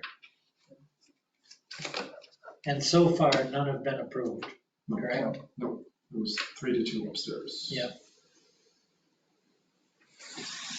What else you got That's all. before we put you to sleep? Wow. I have a personal recommendation that the town council holds 2 meetings a month instead of 1. I think so too, because it's too long, right? We have a lot of business to take care of. I mean, did you see that stack of, there's our audit report. And that all gets sent by email. And this board is really pretty neat about going through and picking different items. Hence the windshields out of If you Craigwood. see Craigwood, you really zone in. Somebody does. Yeah. You know, I've toyed with the idea, but let me say this to you. We have airport meetings, we have 4 short-term rental moratorium meetings. At the end of the month, we have another department head meeting. So we have 6 more right now. But if you guys wanted 2 shorter meetings, I'm just not sure in the allocation of events, how things come up. If I can be organized enough. No, I think, like personally, I think one regular meeting is enough, and if something comes up. We special meeting. Well, yeah, I mean, you take an hour off our time. Yeah, we didn't. 7 o'clock Yeah, without right. the short-term rental. So We you take- do that at a we take- special meeting. Yeah. I mean, Now You here's, have 2 regular meetings, and you probably will both go to 7 o'clock depending, but it's the workshop session, multiple ones where you can have a lot of the dialogue. and Exactly. hash it out. Yeah. Whereas. now what we're behind on, Mike Pratt wants to come in August. Ashley will want to come for 23 games. And I'm sure Roost will have something probably on this economic position. So there's 3, there's an hour right there. So if I can catch up with our minuscule stuff by email. It's just that some things I like the public to hear about. So, It's never a bad thing. And we Yeah. have to have, we have to make resolutions. You do and stuff. via email, it's not on the record. Right. Not, I mean, like, We can't make any decisions. records forever. Right. and, so a lot of things are taken care of by Anything has to be- resolution.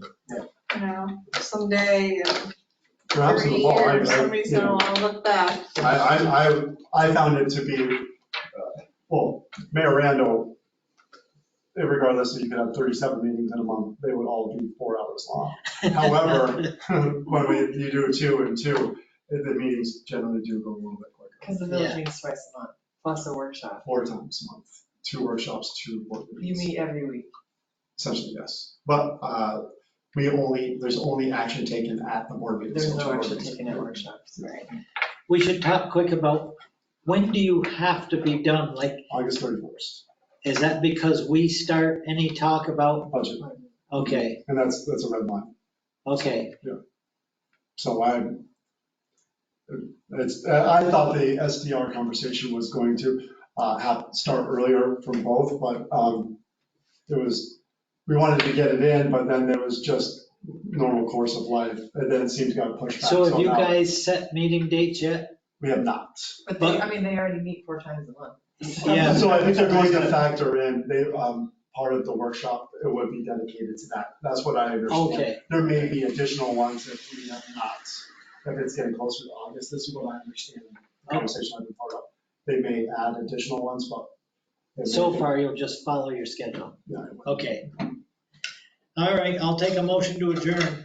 You got it. All right, second? Unanimous second? All right. Thank you. Thank you, everyone. Thanks, Lauren. So was Thursday morning okay, you have to meet for the second meeting?